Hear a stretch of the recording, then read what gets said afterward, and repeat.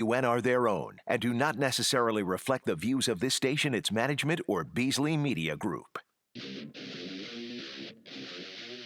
Right now, the day's biggest news stories from a Vegas perspective. This is the Vegas Take with Sharp and Shapiro.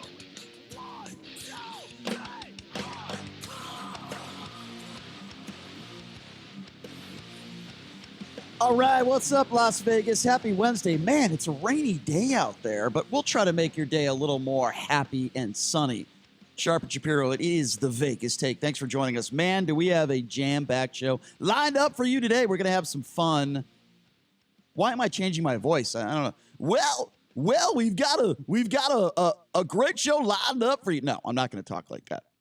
I am who I am. I'm Brian Shapiro. I might be a jerk away from the radio station, but I'm also a jerk on the air as well, I'm happy to say. Anyway, welcome to the show. Coming up here at the bottom of the hour, there's this story. You remember Donald Trump used to always talk about how his new fence, people would not be able to jump it because it's such a great new fence. Well, there's some video that went viral of a couple of illegals that just used a ladder to jump the fence.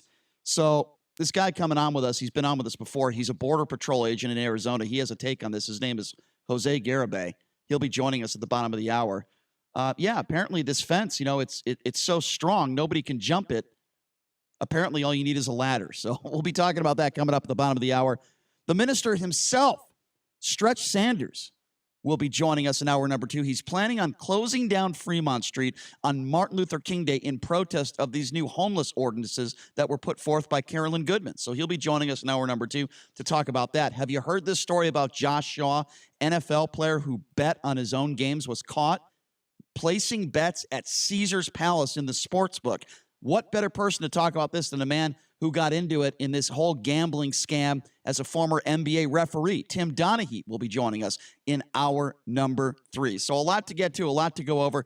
Let me just start with these impeachment hearings because this is now phase 2, and I want to update all of you on what's going on there. Basically, the Judiciary Committee is questioning a few law professors. Now, there's nothing really earth-shattering to talk about yet, but certainly we're going to monitor it, and we're going to continue to talk about it and let everybody know what's going on as it happens. But, there have been some interesting comments thus far. For example, Republican Congressman Doug Collins is now saying that this impeachment hearing is a waste of time and retribution for the Democrats losing in the 2016 elections. Here's Doug Collins in his own words, what he said this morning. So the interesting thing that I come to with most everybody here is this may be a new time, a new place, and we may be all scrubbed up and looking pretty for impeachment. But this is not an impeachment. This is just a simple railroad job. And today's is a waste of time because this is where we're at. So I close today with this. It didn't start with Mueller. It didn't start with a phone call. You know where this started? It started with tears in Brooklyn in November 2016. So we are here, no plan, no fact witnesses, simply being a rubber stamp for what we have. But hey, we got law professors here. What a start of a party. Well, wait a second. Before I comment on that, I believe both of my co-hosts are just arriving. Gentlemen, how are you? What's going on, Brian? Oh, that's the voice of Chris when he is here. My other co-host is not here yet. I think he's getting his headphones.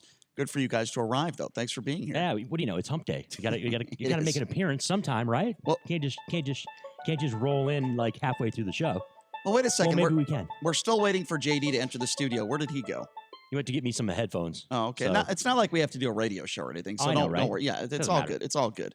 Oh, so he's getting you some headphones. All right. Well, I guess we won't stop the show. We will continue it.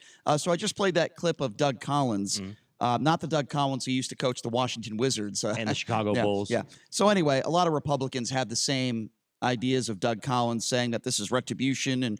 But you know what? Somebody that I respect a lot more than some right-wing hack like Doug Collins would be Judge Napolitano, who appeared on Fox News. Judge Napolitano, who has much more experience when it comes to these types of proceedings and law than somebody like Doug Collins, says that this impeachment is real. And if he had to vote on it, he would vote for impeachment. Here's Judge Napolitano making an appearance on Fox News this morning in his own words. Well, I believe that the Democrats have credibly argued that he committed impeachable offenses. The easiest one, because this existed in Andrew Johnson, Richard Nixon, and Bill Clinton, is obstruction of Congress. So by directing his subordinates to refuse to comply with lawfully issued subpoenas, whether it's for testimony or for documents, that's an impeachable offense. We know that from history. Every time the House of Representatives has looked at that with respect to a president, it has found it to be impeachable.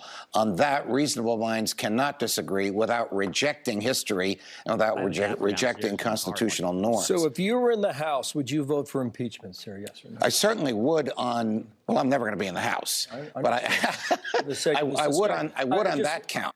So there you go. It's Judge Napolitano in his own words. Say what you want about the man. He's extremely intelligent. He has a wealth of knowledge. He's not a Democrat. He's not a Republican. He is not biased. And he says, yes, he would vote on the grounds of impeachment. But, of course, you have a few right-wing hacks, the Nunezes of the world, the Jordans of the world. And now let's add Doug Collins to that list of people that think, oh, it's just a sham. You know, they're pretty much echoing the words of Donald Trump. Now, we'll get back to the proceedings, and anything earth-shattering happens, we will certainly bring it to you. But in your opinion, you know, what is the biggest nightmare for Donald Trump? What is the worst thing that Donald Trump fears the most? People talking behind his back, right? People mocking him, laughing about him, talking behind his back. Well, it happened in the worst way at NATO because a video has surfaced. In this video shared by the Canadian Broadcasting Company, Trudeau, British Prime Minister Boris Johnson, French President Macron is seen with others, including Princess Anne, having a conversation at a reception at the Buckingham Palace about a press conference that occurred earlier in the day. Boris smirking at Macron, saying, "Is that why you were late?" In regards to this press conference, and Trudeau says he was late because he takes talking about President Trump. Right. He was late because he takes a 40-minute press conference off the top. Oh, yeah, Trudeau said, later adding, you just watched his team's jaws drop to the floor. You see these world leaders with drinks in their hand laughing and mocking the president of the United States. So Donald Trump had some choice words for Canadian Prime Minister Justin Trudeau after learning about this. As you know, the biggest nightmare for Donald Trump, because he is so insecure and so thin-skinned, is when he finds out that anyone is saying negative things about him behind his back and laughing. You know, he's like the insecure 12-year-old girl who just had her first boyfriend break up with her. So this is President Trump speaking in regards to Canadian Prime Minister Justin Trudeau, just learning of this video that surfaced. Do you have a video of Prime Minister Trudeau talking about you last night? Well, he's two-faced. Do you think that Germany's too naive? And honestly, with Trudeau, he's a nice guy. I find him to be a very nice guy. But, you know, the truth is that I called him out on the fact that he's not paying 2%. And I guess he's not very happy about it. I mean, you were there, a couple of you were there, and he's not paying 2%, and he should be paying 2%. It's Canada, they have money, and they should be paying 2%. So I called him out on that, and I'm sure he wasn't happy about it, but that's the way it is. Look, I'm representing the U.S., and he should be paying more than he's paying, and he understands that. So I can imagine he's not that happy, but that's the way it is. So now, after learning about this, President Trump, the crybaby in chief, abruptly canceled a planned news conference with reporters.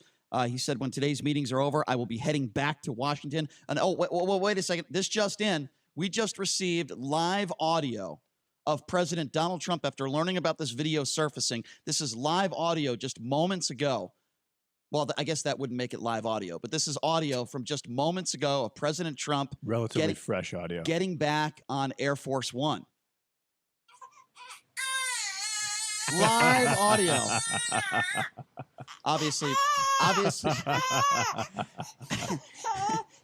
As Vito said in The Sopranos, I saw that one coming. Yeah. President Trump getting on Air Force One now. I mean, seriously, can you find a bigger crybaby than this guy? I mean, okay, some world leaders decided to, have a few drinks and talk about how ridiculous his 45-minute press conference was to start NATO, and talking about why he was late. And they're just talking a little crap about President Trump. Yeah. I can imagine the things they say behind closed doors when there's no mics there. So obviously, what is President Donald Trump's worst nightmare in life, right? In life, what is his worst nightmare? He's such an insecure guy that when he finds out that anybody is talking behind his back, laughing or mocking him, he absolutely loses his mind. And in this specific situation, he immediately decides that he's going to get on Air Force One and head back to the United States because, they said mean things about me behind my back. They were mocking me. God forbid. By the way, if you want to see this video, and it is really funny because there's video of these world leaders talking crap about Donald Trump. It's really funny. It is on our Twitter page at The Vegas Take. It's amazing, though, President Trump, as much tough talking that he does, he's not a big guy for face-to-face confrontation, Brian and JD. That's not really his thing. He's not a big fan of that. But when it comes to, popping off on Twitter or, the occasional blast against a fellow politician or some other foreign leader, he's not afraid to do it. But when it comes to face-to-face confrontation, he's not big on that. Screen-to-screen confrontation. Exactly. He's not. Yeah. The blue screen confrontation, the digital confrontation. People would say, either telephone or Twitter tough guy. That's what they would say. Can you recall another moment, like, for example, even in the Obama administration, where world leaders, several of them in this situation, as I mentioned before, I'll mention it again, we have Trudeau in this video, British Prime Minister Boris Johnson, the French president, including Princess Anne, having a conversation about Donald Trump, mocking him, laughing, making comments. Like, I can't recall another situation. I'm sure it's happened, but certainly not in public like that, where there's cameras all over the place. It's weird, isn't it? Make no mistake about it, right, Brian? In the past, when it comes to presidents on the world stage, we have been a nation that has projected strength, right? We have been a nation that has projected competence. We have been a nation that the world has looked up to and has looked for leadership from. And apparently, here in 2019, that is no longer the case. The world feels free to mock us. The world feels free to look down on us. Or at least and now the world looks to us, and they're not looking for leadership from us. They are just looking at us as another nation on the globe that's just kind of sliding around and getting by. I disagree with that unfortunate. entirely. That's not even remotely true. I don't think they look at us as another nation on the globe. We're still a superpower. That's not going to change anytime soon, especially after this China deal gets done. But definitely there are some pretentious already. Well before anything happened with Donald Trump, these were pretentious monarchy countries here that are looking down on us. I'm not shocked by that incredibly formal countries are looking down at us. What about the president's reaction? Because we have an informal president. I'm not shocked by that. But what about the president's insecure little girl reaction? That Trudeau is two-faced? No, I'm not talking about just the two-faced comment. I'm talking about the fact that he's not doing. He's jetting. He's leaving NATO. Talking about the 2%. Well, why would he want to deal with that at this point? I understand why he's leaving. Because you're the president of the United States, and it is your job to deal with people that might not like you. It is your job to get along with them. He seems to get along fine with evil, murderous dictators that kill innocent people. But I'm talking about specifically Vladimir Putin and Kim Jong-un.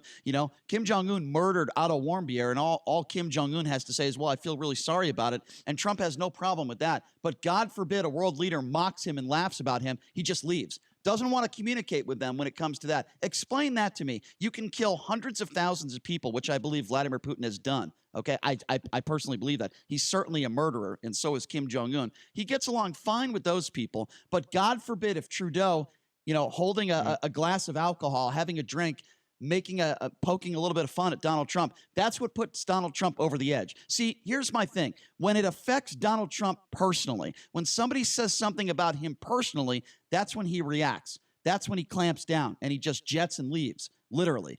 But when another world leader kills somebody and it doesn't personally affect Donald Trump, that's okay. He can deal with that. That is my problem of many problems that I have with Donald Trump. Do you understand where I'm getting at here? Just stay there, hold another press conference, maybe have a closed-door meeting with a few of them, which he could have done, but he chooses not to do that. Oh, they spoke negatively about me. They spoke negatively about King Donald Trump, so I'm going to get on my plane, Air Force One, and I am going to go back home, and I'm done with NATO. You're okay with that? You know what? It looked like, I watched that video, it kind of looked like an aristocratic type of scene of Mean Girls. It was very, very cliquey.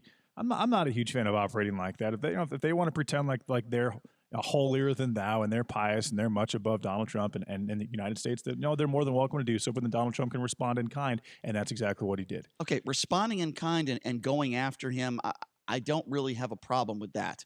And yes, I think you probably could make the argument that is a little bit inappropriate and unprofessional to do what these world leaders did. It was a little eighth grade-ish, a little middle schoolish, a little junior high-ish. And I don't disagree, but I'm talking about Donald Trump's reaction. I understand his reaction. Yes. But guys, we also have to point out it's not just that interaction that we saw as far as Trudeau and the other world leaders are concerned. You both saw what happened with him and Macron yesterday. That whole situation that went down, and the back and forth between those two world leaders was not something that went very well. Also, let me it was read the terrible quote. how it went for President Trump. This was Donald Trump yesterday speaking with Macron. He said, "I have not spoken to the president about ISIS fighters. Would you like some nice ISIS fighters?" When asked about the fighters from Europe captured in Syria, "I can give them to you. You can take everyone you want." So, Donald Trump making a joke about, people terrorists who kill innocent people. And look, he knows that the world is angry at him, or most, or maybe not Vladimir Putin, but many world leaders are very angry at him for withdrawing troops in Syria. He knows that, and Macron is one of those people. So, of course, Donald Trump is going to, make a mockery of this situation instead of actually talking about the issue at hand. So it didn't go very well for the president yesterday. It didn't go very well for the president today. This video came out. It got the president more upset, more pissed off. So, instead of addressing it, I thought he was this unbelievable deal maker, right? He's such a great, great speaker and deal maker. But what does he decide to do? He decides to just get on Air Force One and head back home. It's ridiculous. It is amazing that there's this narrative out there that he is some type of master negotiator when, in fact, there is absolutely no evidence whatsoever that President Trump is some type of outstanding negotiator, some guy that can make deals left and right and that are in the best interest of the United States of America. Yeah. It just isn't there. The evidence isn't there. Show me the evidence. Show me the evidence that he's taken other nations to town when it comes to negotiations, when it comes to brokering trade deals, when it comes to any type of quote-unquote negotiation across the board. Show me a time when President Trump has just taken that across the finish line and hit a home run. Use whatever analogy you want to use. Wait a second. I'm getting something in my earpiece. I just heard that Donald Trump is holding a press conference in front of Air Force One. Johnny, can you raise that audio for me, Johnny? I just heard that there's a press conference and Donald Trump is holding a press conference in front of Air Force One. Johnny, do you have that audio? Oh, there it is. Okay, yeah. Wow. Okay, thank you. I just wanted to get some audio of that. Thank you. There you go. Donald Trump, in his own words, getting on Air Force One. I have to admit that's pretty funny. All right, we'll open up the phone lines at 25. You're also color coordinated today. You look decent. You're dressed well today, Brian. I wanted to congratulate you on that. You're dressed very well as well. I appreciate that as well. I can see Wood looks good. I think we're having a nice aesthetic day here at the Vegas Take. So if you want to check out our live stream, check it out and see how color coordinated Brian is. Thank you. I appreciate that compliment. It's very off. And I do like JD's intellectual specs he's got going on there. It makes you look very professorish. Hey, these things block out the blue light. I can just sit for hours and do my work. Why don't we take some phone calls, and hopefully these calls have absolutely nothing to do with my appearance today. The number to call is 257-5396 if you have a question or comment in regards to this viral video that I went out last night and Macron's statements. The number to call is 257-5396. Again, that number, if you'd like to be a part of the program, some phone lines are open here, so give us a buzz, 702-257-5396. And why don't we start off with Alexander? Did we lose Alexander? 257. It's also 147 degrees in here. I don't mind being a little warm, especially on a rainy day. But what we are talking about here, of course, is the NATO summit. What transpired last night, yesterday in Donald Trump's first press conference, transcending over to this viral video that has been, everyone for the most part has seen it. At least political figures have seen it, including the President of the United States. He was asked about it. He made those statements, and he also said he's not holding a last press conference, which he was supposed to hold in London. He is getting on a plane. He's getting back to the White House, rejoined by Melania, I would assume, or maybe that's a gross assumption. I don't know if she's at the White House, but it's just another one of these examples. And I made this example before, and I'll say it again. We talk about Kim Jong-un and Donald Trump's relationship, or maybe lack thereof, with Kim Jong-un, but certainly he kisses his ass. This is a evil, murderous dictator. Why he kisses the ass of, Vladimir Putin on a regular basis, I can't understand why, because that man is arguably more dangerous than anybody on the planet. But he seems to be fine with those lovely gentlemen. But God forbid somebody says something behind Donald Trump's back. Doesn't matter who it is. Donald Trump just jets and leaves NATO. All right, let's take some phone calls now. 257-5396 is the number to call. Alexander, are you there? Hey, how's it going, Brian? Good, good. Hey, what's up, Alex? What do you make about this? Hey, JD. Hey, I just had a quick comment, Brian. Like, I started listening to your guys' show probably about 6 or 7 months ago. And, I mean, I'm only going to say that this guy has been doing the same thing since he took office. And, I mean, it just seems like you're just beating a dead horse to death, Brian. I mean, you got to come up with something different, man, because – and then the thing is with JD – he's like so much more reserved and calm when he makes comments. And you get all bent out of shape about this guy. I mean, if it's okay, Alex, stay on the line. Stay on the line, Alex. Okay, Alex, stay on the line for a second. I'll respond to both of those comments.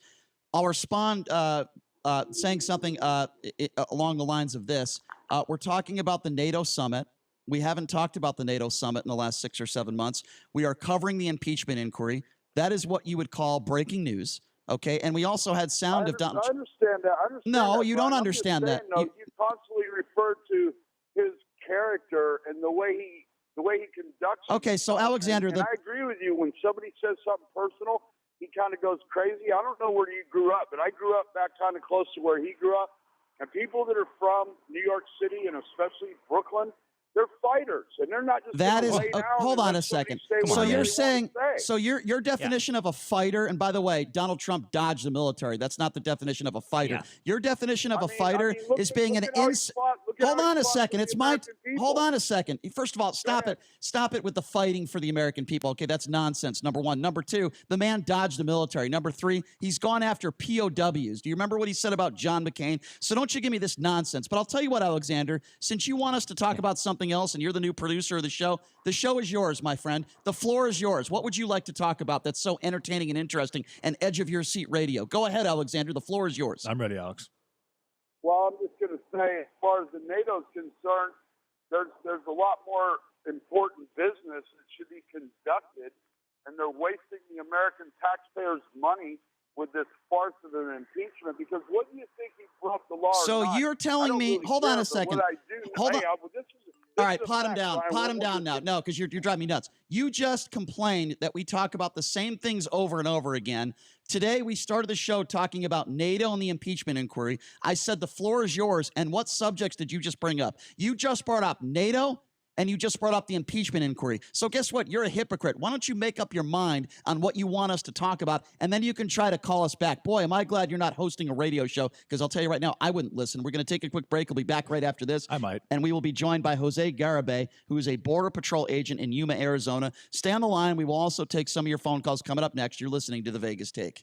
Warning, this product contains nicotine. Nicotine is an addictive chemical.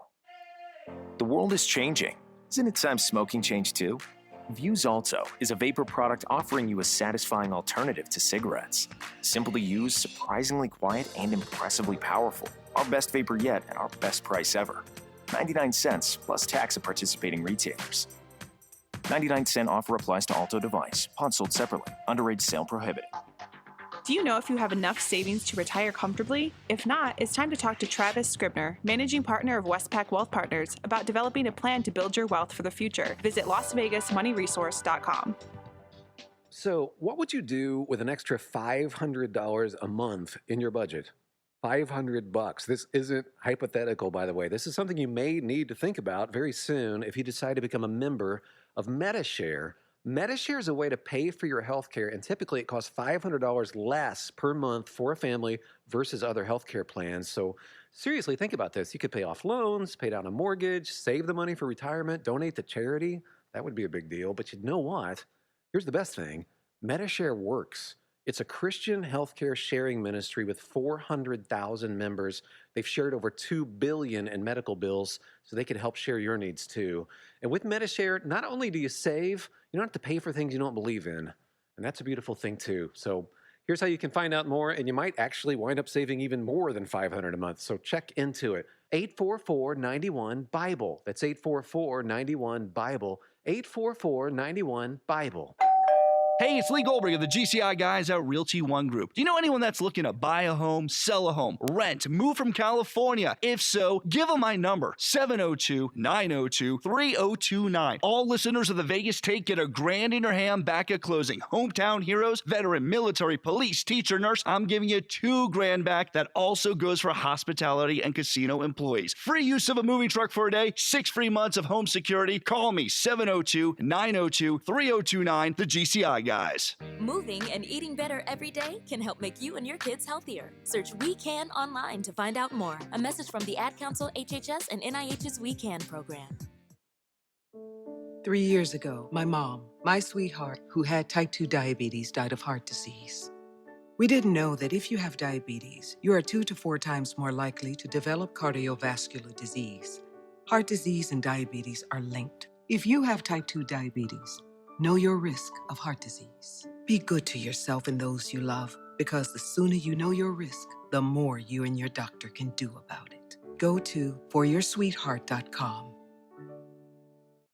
1015 FM, 720 AM. KDON, the talk of Las Vegas. Special report House impeachment hearing. George Washington University constitutional expert Jonathan Turley is among the witnesses testifying. I believe this impeachment not only fails to satisfy the standard of past impeachments, but would create a dangerous precedent for future impeachments. Harvard law professor Noah Feldman tells the committee the founders feared a chief executive getting electoral help from a foreign country. The abuse of office occurs when the president uses a feature of his power, the awesome power of his office, not to serve the interests of the American public, but to serve his personal, individual, partisan electoral interests. Stanford law professor Pamela Karlan says the president should have encouraged Russia to keep out of U.S. elections. A president who cared about the Constitution would say, Russia, if you're listening, butt out of our elections. President calls the hearing a joke and without merit. I'm Mike Moss. It's time to check the roads in the KDON Traffic Center. This report is sponsored by In-N-Out Burger, slowing for a crash 215 Southern Beltway eastbound Durango at the off-ramp. Also an accident on the 215 Beltway westbound at Warm Springs. On the surface streets, an accident at Charleston at Desert Foothill still a factor. Police and fire staged at the scene. Also a crash on Rainbow northbound near the 95, again with injuries sustained. Watch for emergency staging. Some things you'll never find at In-N-Out, like freezers or microwaves. Everything is made fresh just for you, because that's what a hamburger is all about. John Michaels from the KDON Traffic Center. Looking for the perfect gift? Then look no further than your local Ace for lots of perfect gift ideas. Whether it's Stihl, Milwaukee, Traeger, Weber, or Yeti, you'll find all these great brands and more in one great place, your neighborhood Ace. And to help make sure your gifts are under your tree on time, you can buy online and pick up in store or get it delivered from your local Ace. This Saturday, don't miss a chance to meet Santa at our neighborhood Christmas party from 11 to 2. Get great deals and more when you wrap it in red at Ace at participating stores. Ace is the place with the helpful hardware, folks. Liberty Mutual Insurance Company presents. And Doug. Limu, I love how we're always looking out for each other. Kind of like how Liberty Mutual looks out for you by customizing your home insurance. So you only pay for what you need. Limu, why didn't you tell me about the uncovered manhole? I was literally just telling you. Limu, I had no idea you could swim. Liberty, liberty, liberty, liberty. Only pay for what you need at libertymutual.com.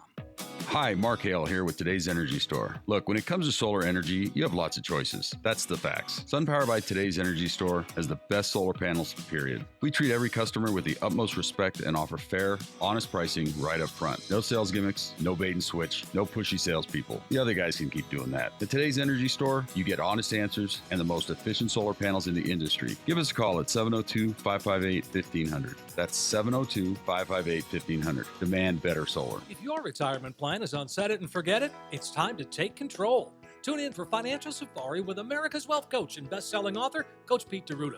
For more than 25 years, Coach Pete has been helping people just like you plan for retirement.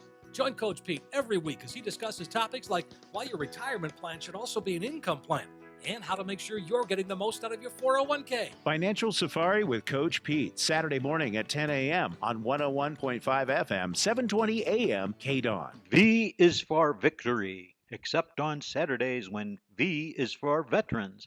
That's Veterans Talk, The Forgotten Promise. Join us every Saturday from noon to 1. Veterans Talk every Saturday at noon on 101.5 FM, 720 AM, KDWN. Looking for that perfect new piece of furniture for your home? A New Concept Furniture is the place to start and end your search. They'll beat any price on the internet, and they're here locally, so you can feel what you're buying first. Go to A New Concept Furniture today at 4255 South Grand Canyon to see for yourself the slick, modern, shiny store that mirrors our shiny city. A New Concept. Check out their showroom or call them at 702-570-2240. That's 702-570-2240. From office parties to family get-togethers, if you tend to overdrink, the holidays aren't always the most wonderful time of the year. But quitting completely? Well, that's just not realistic. Sound familiar? Meet LifeBack, a modern science-based approach that allows you to effectively cut back on your alcohol consumption. LifeBack makes drinking a choice rather than a need.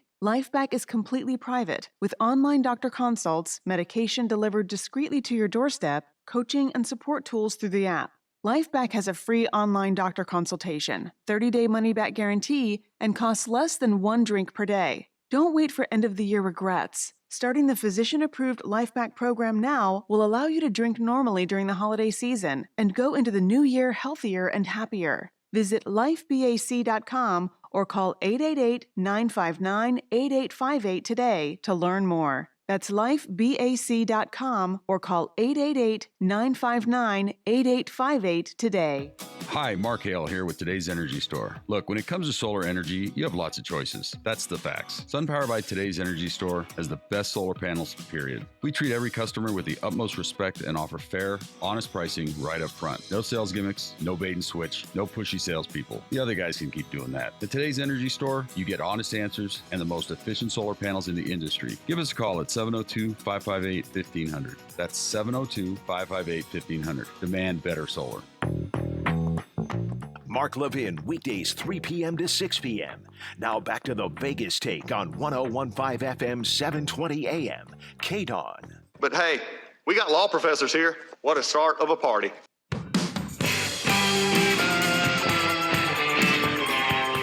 All right, welcome back.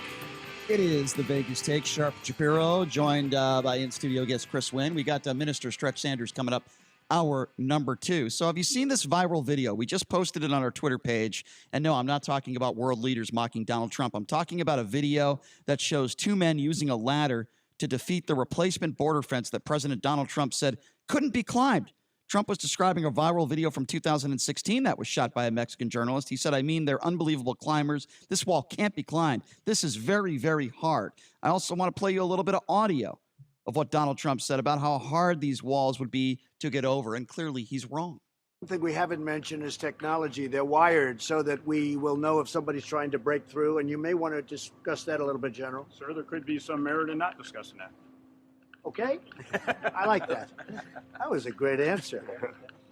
I'll just tell you they're wired, okay? They're wired. It's technologically very advanced, all set up for cameras any place we want.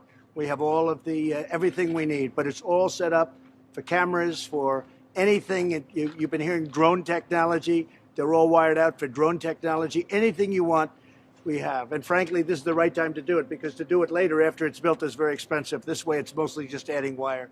So we're all set up to adapt. He's talking about wire and his new fences, and that was actually the wrong clip. But there is a clip where he's talking about how difficult it would be to climb the wall. Apparently, all you need is a ladder, according to this new video that went viral. So what better person to talk about this?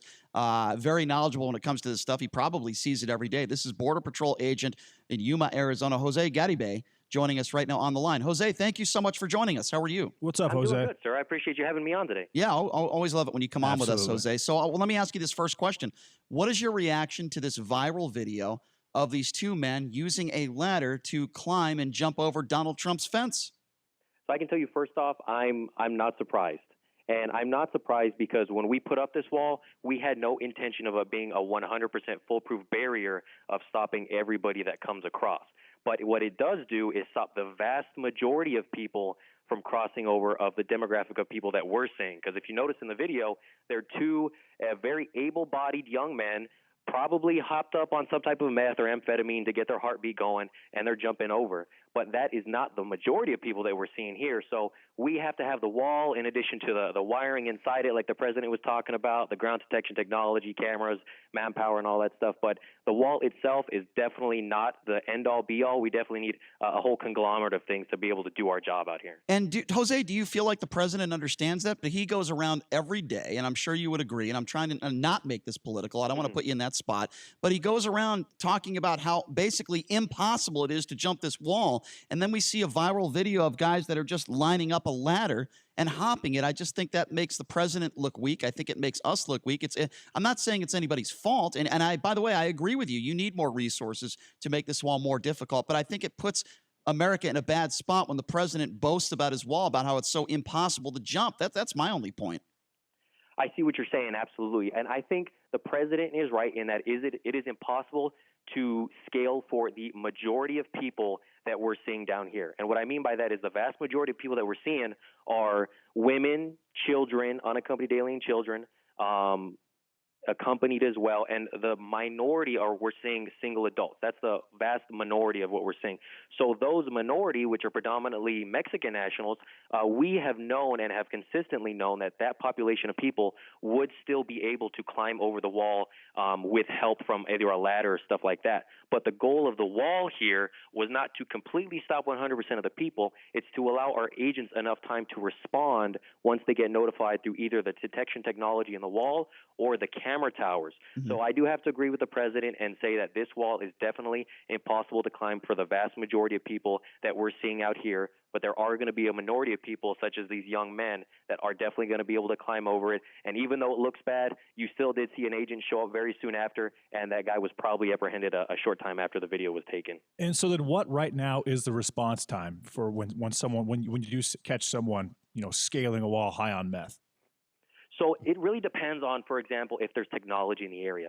So if there is an instance where an individual is jumping over the wall, then it really is up to the camera to either see them or an agent to see them. But if those cameras are in the area, like we have out here in Yuma sector, the vast majority of our area is covered by camera towers, at least close to the population centers, we're able to identify those individuals coming over. They then have to cross through our enforcement zone and then scale a second barrier, which by then we've already notified the agents on the ground who in a matter of minutes, probably less than that, are able to respond from nearby and apprehend those individuals. So even though the wall was scaled, we don't look at it as a failure because the wall did what it was supposed to slow them down enough for our technology and our manpower to move in order to make that arrest, which is ultimately what we want to happen.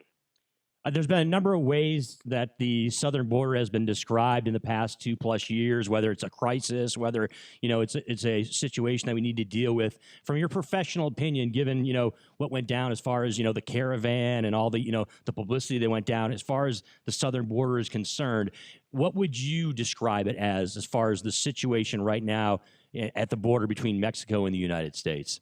I think right now we've kind of seen a dip in this crisis, but at the outset of this, several months ago, almost to a year ago, it was an absolute humanitarian crisis. But because the humanitarian crisis overwhelmed our resources, it morphed it into not only a humanitarian crisis, but a border security crisis as well, because our agents, 40 to 50% on any given shift, were no longer able to be out there patrolling the border. They had to be on hospital watch, diaper changing duties, transportation processing. So it pulled them away from the field and allowed these individuals, like you see in the video, able to exploit those gaps in our protection and make it through. So that's what we don't want to happen, and that's why we want the laws to be changed. That way this population of people, the families and unaccompanied alien children, aren't coming here in the first place, and our agents can be back out there, boots on the ground, protecting the border from the actual threats that are coming through that want to do harm to the citizens of the United States. If you're just joining us, we're speaking with a Border Patrol agent out there in Yuma, Arizona, Jose Garibay, who's joining us on the line right now. Okay, Jose, so if you had a chance to speak with the president right now, I guess this is a two-part question. What would you say you need from the president? What is your number one priority that you guys need, number one? And number two, what would be your message to both Democrats and Republicans? What do you need from both parties to be able to get some things done for you guys? What do you need? I think if I was to talk to the president right now, I would thank him and his administration and the whole federal government as a whole for giving us the tools that we need in order to be able to get this crisis down to more manageable levels through MPP and putting pressure on Mexico in order to deploy their National Guard.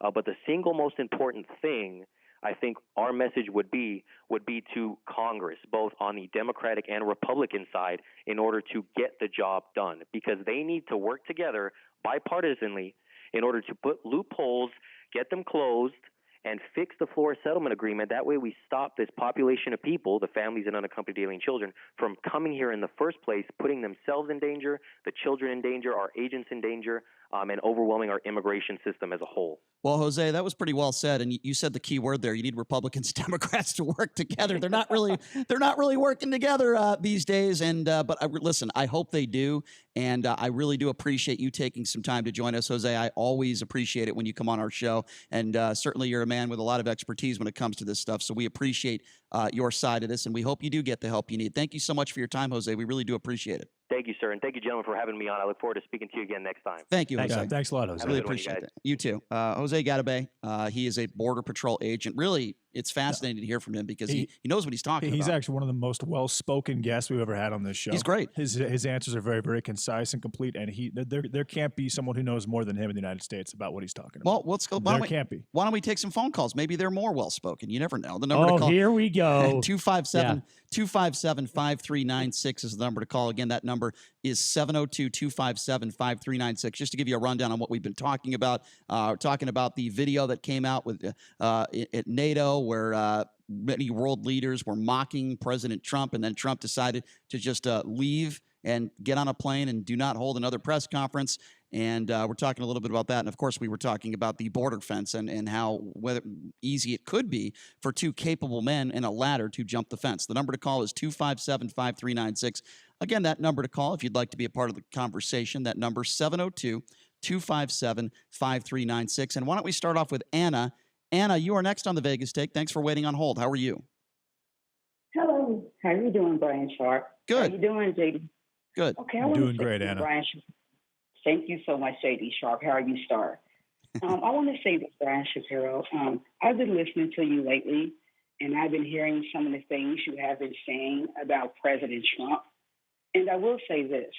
I am a Trump supporter. I love President Trump.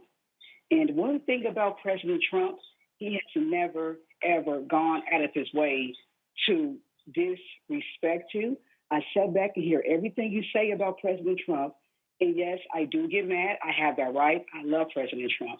No matter what he's going through, no matter what he has to go through, we love him and we will stand by our Okay, and that's team. fine. Listen, I would never take that right away from you. You have the right to support President Trump, and I'm willing to get into debate. But I would like to think very eloquently have expressed the reasons why I dislike President Trump. It has 95% not to do with politics and pretty much everything to do with just how he's lived his life, what type of human being he is, the way he treats people, the way he disrespects women, the way he goes after POWs.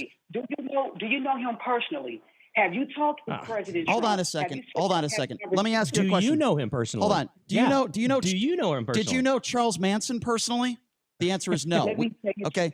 Hold on a second. You made a statement that I disagree with. Stay on the line with me. You don't have to know somebody personally and have personal interactions with them to know that they're a scumbag. Okay. Donald Trump had sex. Nobody getting this conversation. Brian's talking to me. Nobody getting this conversation. Brian's talking to me. Go ahead, Brian. Okay.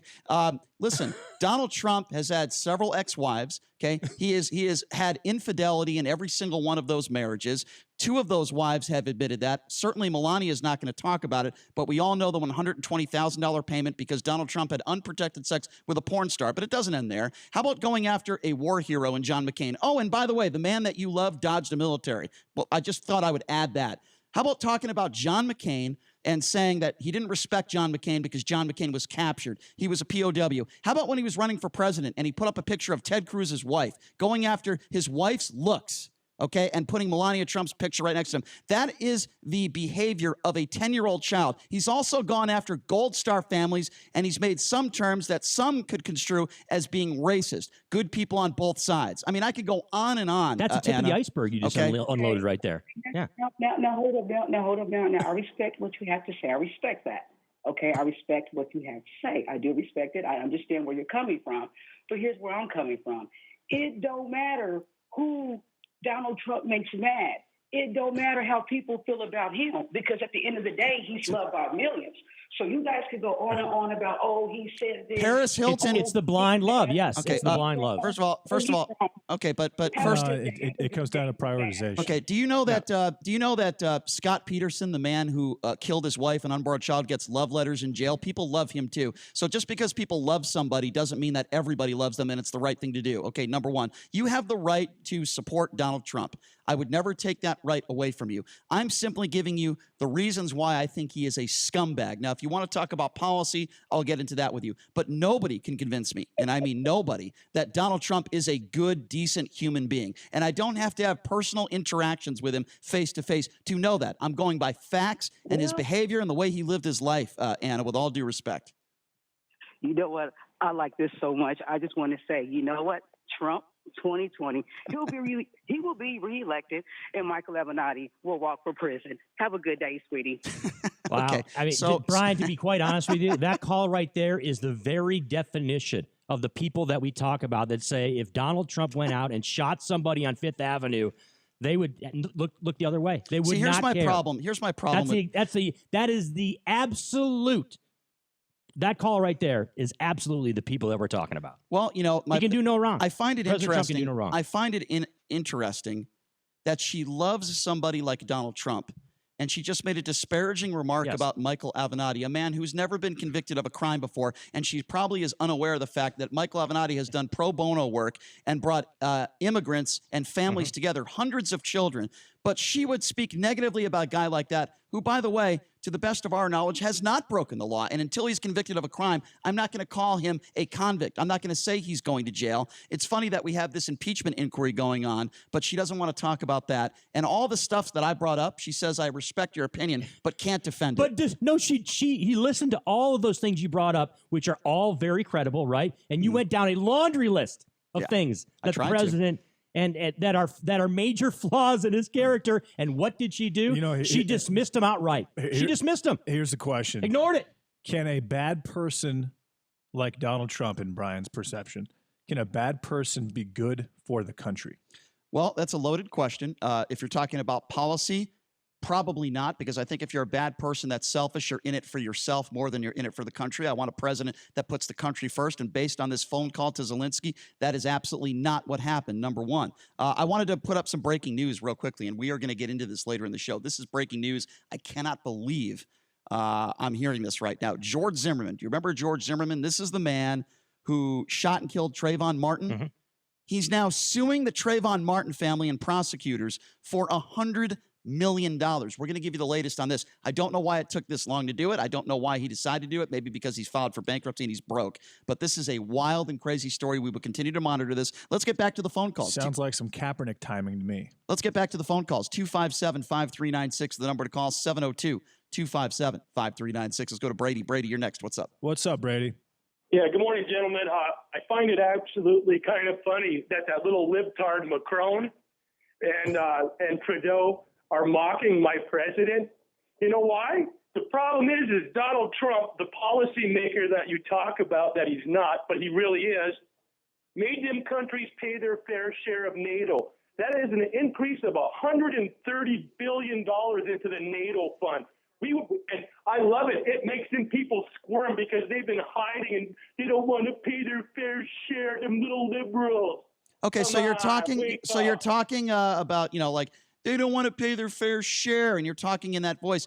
What would you say about a man who maybe is mocked and made a few jokes in some sort of meeting? He's talking. There you go again. and with your psychological analysis. No, I'm not get giving off you. the guy's Okay. character. All right, I'll He's get the on. president. Okay. If your Then liberal let me mind ask you. can't handle him, Okay. you Let better me. stop Okay. So let me watching ask. Trumpster. Okay, Brady. So Your let me ask you a liberal question. mind can't All right, handle a man as Brady. strong as Trump. Brady. Calm down. Okay. Take a chill pill. Relax for a second. Let me Your ask you a liberal question. mind is weak. Okay. Let me know when you're done talking so we can have a conversation because this is a one-way right-wing nut job conversation. Let me ask you a very specific on. question. Okay. Yeah. Exactly. Right on. Yes. Have you ever in your life or in the last 3 years said one negative thing or criticized any Republican in your life once? Because you've never done it on this show. And how could anybody take any one of your opinions seriously when you fail to ever criticize the president when it comes to anything? He could molest a child and you probably wouldn't have a problem with it. So why don't you? No, that's not right. You know the funny So thing answer is, the Joe? question. No. You're not getting off that easy. Answer the Believe me, question. No. Answer an the no. independent No, Brady, I'm going to First pot you off, I'm down. an independent- Pot him down. I don't care whether you're a freaking independent. I'm asking you a question and I expect a direct answer. I expect a direct answer right now, Brady. Have you ever in 3 years said one negative thing about Donald Trump or a Republican? Because you've never said it on this show. I'm going to give you one chance to answer. And if you don't answer it, I'm moving on to the next call.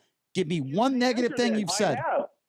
Then I can't stand Jeff Flake and John McCain. They're a bunch of losers, rhinos. John That's McCain what I is think of dead. them. Yes. John A McCain is rhino dead. loser ain't no hero in my mind. Okay, well, you're God. okay. Then get rid of this guy because you're a moron. He couldn't even do it, Brian. He could not even come up with an answer. He couldn't come up with anything negative about the president. Even when the president goes on the world stage and does something moronic, you know what guys like Brady do? They try to tie it to Barack Obama. Let me tell They'll you say, something. Oh, but Obama. Okay, that's what he does. Let me tell you something. When Hillary Clinton talked about the deplorables, and I am not a Hillary Clinton supporter, she was talking about you, Brady. You are a deplorable human being. The reason why you're a deplorable human being is what you just did in this phone call. You just attacked John McCain, a dead war hero, and you can't come up with one negative thing to say about Donald Trump. I don't even care if it's about his hair or his skin color and his fake tan. You've never said one negative thing about Donald Trump. You have zero credibility, and you are a biased right-wing buffoon who suffers from Trump fellatio syndrome. He did say that he would not support Donald Trump if he molested a child.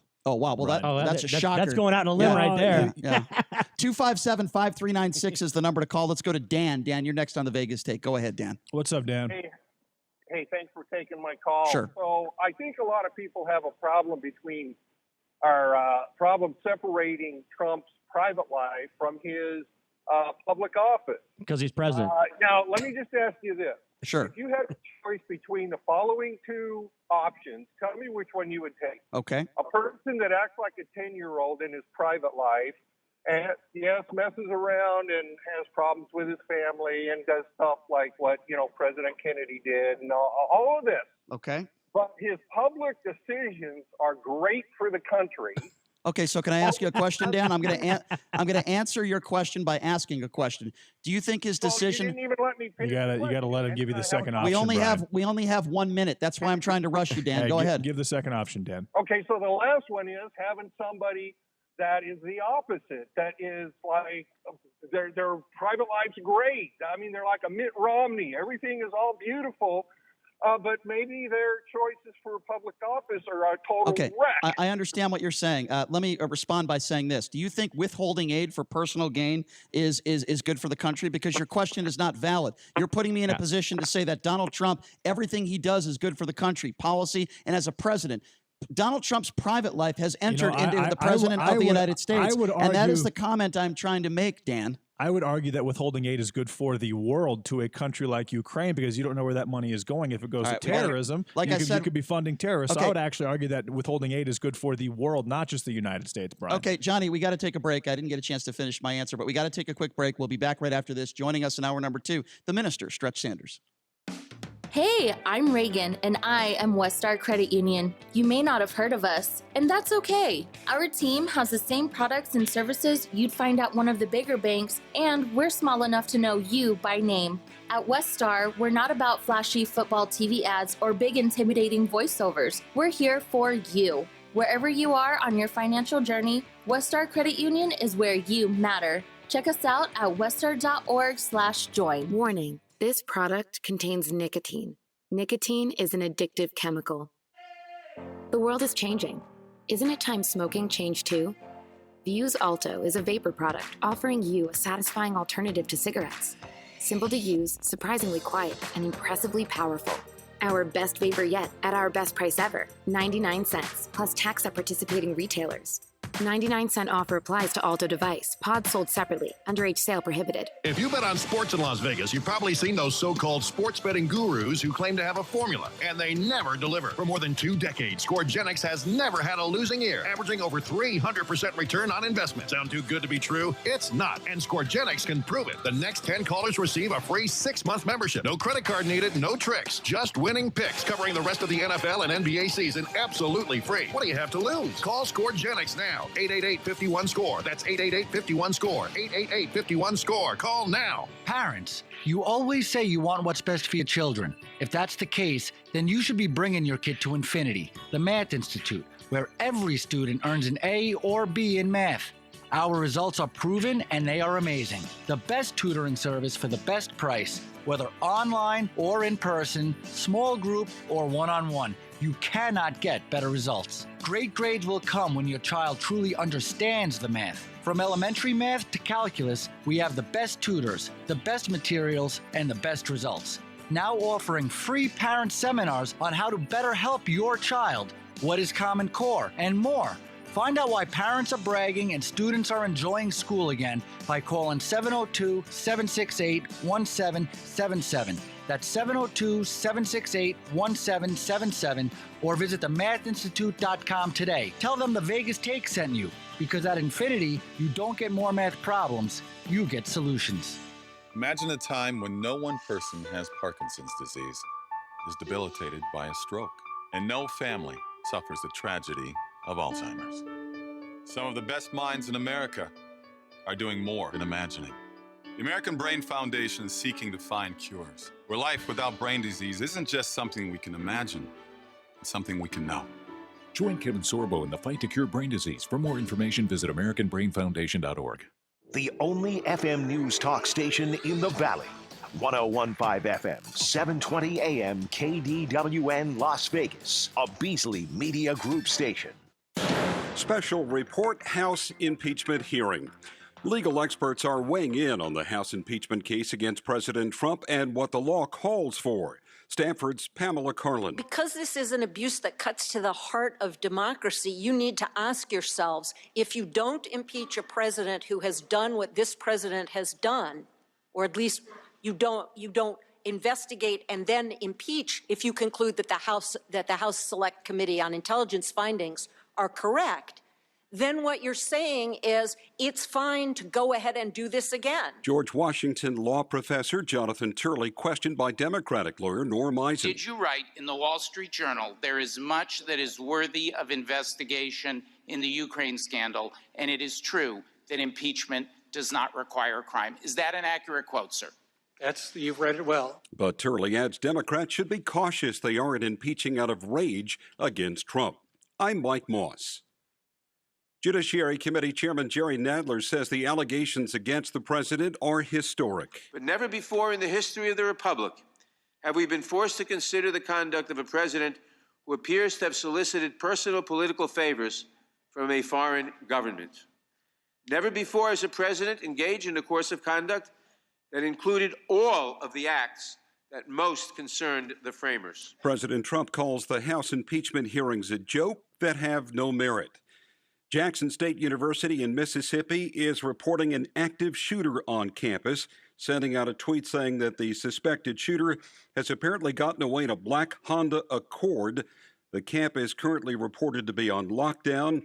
The school says it will notify those involved when the situation is resolved. That's Jackson State University in Mississippi. On Wall Street, the Dow is up 195 points. I'm Mike Moss. It's time to check the roads in the K-Don Traffic Center. This report is sponsored by In-N-Out Burger, slowing for a crash 215 Southern Beltway eastbound Durango at the off-ramp. Also an accident on the 215 Beltway westbound at Warm Springs. On the surface streets, an accident at Charleston at Desert Foothill still a factor. Police and fire staged at the scene. Also a crash on Rainbow northbound near the 95, again with injuries sustained. Watch for emergency staging.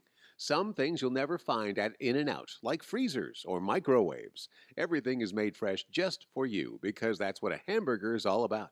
John Michaels from the KDON Traffic Center. It's open enrollment season, and MediShare is the Christian healthcare sharing ministry that saves most families about $500 a month. Google MediShare and see if it's a fit for you. MediShare, healthcare you can believe in. Do you know if you have enough savings to retire comfortably? If not, it's time to talk to Travis Scribner, managing partner of Westpac Wealth Partners, about developing a plan to build your wealth for the future. Visit LasVegasMoneyResource.com. Tuscany Suites and Casino is a place for locals to play in December. Tuscany is helping you with your holiday shopping with their Holiday Earn and Ship with Amazon Prime event. Starting December 3rd to December 14th, you can earn points playing your favorite slot machines and shop for gifts on the Tuscany Prime website. Plus, have gifts delivered to your home within 2 business days. For more information, visit the Tuscany Players Club for details. Tuscany Suites and Casino, 2 blocks east of the Strip at 255 East Flamingo, where parking is also free. Meet me at the Hi, I'm Raymond Denon, Vice President of Optima Tax Relief. If you're in debt to the IRS, there's a lot you need to know. Starting with rule number 1, don't mess with the IRS. They can garnish your paycheck, levy your bank accounts, even take your home or business. That's all true. But it's also true that there's a way out. It's called the Fresh Start Initiative. It's one of the biggest breaks the IRS has ever offered. If you qualify, you could save thousands, even tens of thousands. Nobody knows this program like us, the experts at Optima Tax Relief. We have an A-plus rating with the Better Business Bureau, and we've resolved over $500 million in tax debt for our clients. We'll stand between you and the IRS and fight to get you the best deal possible. Don't mess with the IRS. For tax help you need, for tax help you can trust, call Optima for a free consultation. Call 800-375-2922. 800-375-2922. 800-375-2922. Optima Tax Relief. Some restrictions apply. For complete details, please visit OptimaTaxRelief.com. Hi, this is Harvey Blankfeld, host of Las Vegas Real Estate Now. We are saying farewell to Tuesdays at 9 a.m. and moving to Saturdays at 11 a.m. Please do tune in every Saturday at 11 a.m. and learn about real estate right here on the new 101.5 FM, 720 AM KDON, the talk of Las Vegas. Maybe it's time to take a fresh look at everything we thought we knew about landing a great job. For instance, what if phenomenal careers start at the middle school science fair instead of at the job fair? If being the captain of the robotics team means just as much on a college application as being captain of the football team. And if knowing the quadratic formula is every bit as important as knowing the right people. Well, the fact is, the jobs of the future will be heavily geared towards science, technology, engineering, and math. In other words, the future is STEM. More opportunities, better pay. And the road to these great jobs starts as early as middle school. So if you're a student, talk to your school counselor about STEM. If you're a parent, talk to your kids. Because the job you'll get in the future may very well depend on what you do today. A public service message from America's Navy. 101.5 FM, 720 AM, KDON, the talk of Las Vegas. Right now, the day's biggest news stories from a Vegas perspective. This is the Vegas Take with Sharp and Shapiro.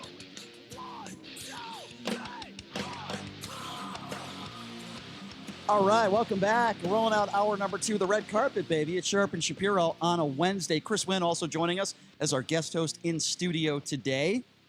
We got a lot more to get to. Also, this controversy with Donald Trump and his golf courses that me and JD have gotten into the last couple days. Can you do whatever you want on a golf course if you own it? We did a little bit of poll, so we'll talk a little bit about that. We got Tim Donaghy coming up in hour number 3 talking about a gambling controversy in sports. But you know what? It's time for Stretch Sanders to be in. Stretch, I haven't seen you in a few weeks. I hope you had a great Thanksgiving. Absolutely. Minister Stretch joining us here. And I always like to start off when you come in by saying this.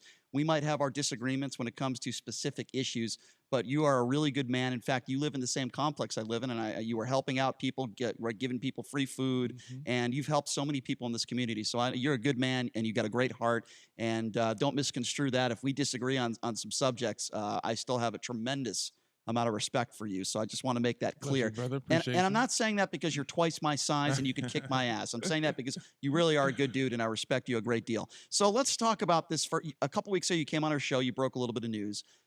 You disagree with, obviously, the homeless ordinance, as I do as well. We agree on this, that Carolyn Goodman put into place where if you're homeless, you could be fined up to $1,000 and go to jail for 6 months. It's ridiculous. We all agree on that.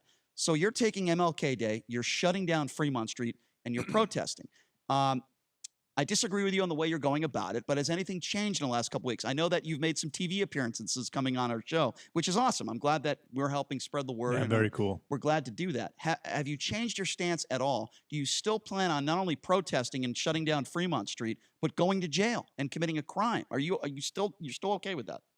First and foremost, I just want to say thank you guys for always having me on. Sure. Truly appreciative of the platform. So nothing has changed. If anything, things have increased.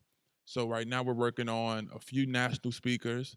One we have actually solidified, but we can't reveal until we get some things, some T's crossed. Don't tell me Al I's Sharpton. dots. I'm going to be angry at you if it's Al Sharpton. I'm not going to tell you who it is yet. Fine. We still got to cross some T's, dot some I's, but we do Jesse have Jackson. We do have a confirmation.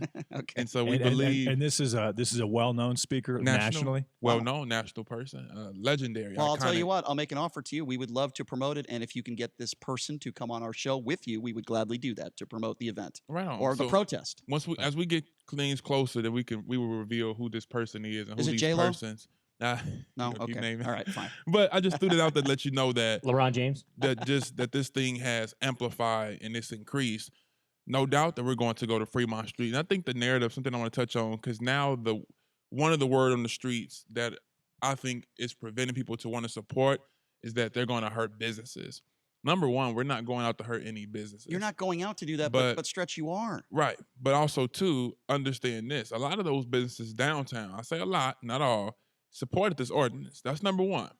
But even though we know they supported it, I understand for them, it's just about protecting their business and making sure that they can have patrons come in without being exposed to certain things and certain elements. But like I said, I agree that people need to get off the street. I agree that we need to get folks places to go, but they need to get housed and they need to get resources, not jail sentences and fines. So with that being said, we agree. My mission, I can't be concerned about who's going to take the hit in the process of us trying to bring forth change. Okay, listen, we agree. As far as this ordinance and we want to get homeless people off the streets, I'm in total agreement with you. Here's where we disagree.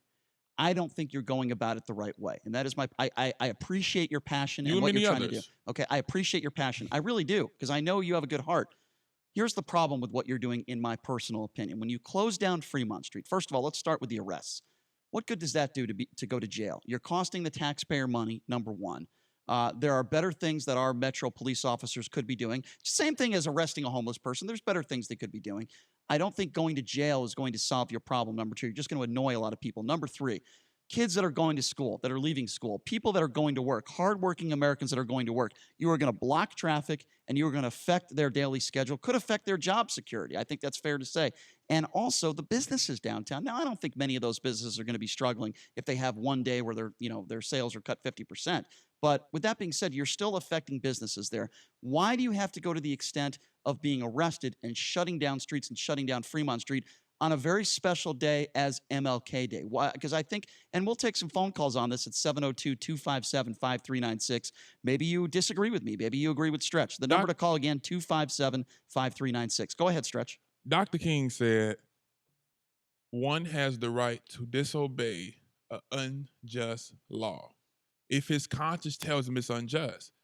If the law states that people who are camping in public property, whether it's streets, sidewalk, etc., will be arrested if beds aren't available, fine. If beds aren't available, then we're going to go camp in that street. Now, obviously, we know it's illegal. They're not going to just let us camp off in the street. So because of that, we're going to get arrested. So the intent is for us to break that unjust law.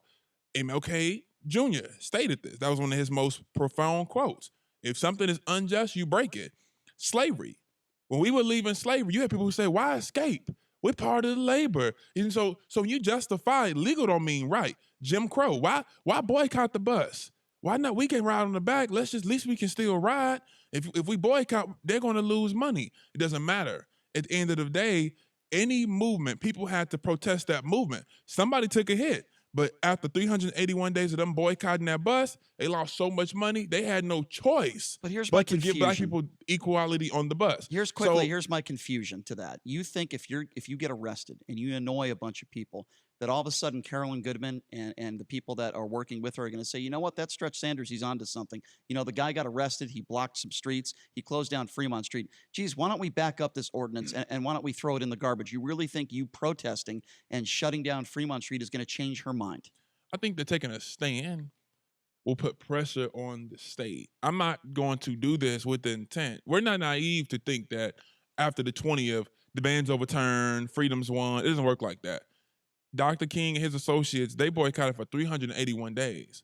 So when you do something, it can't be done for a day. We have to do this year round. So this is just step one.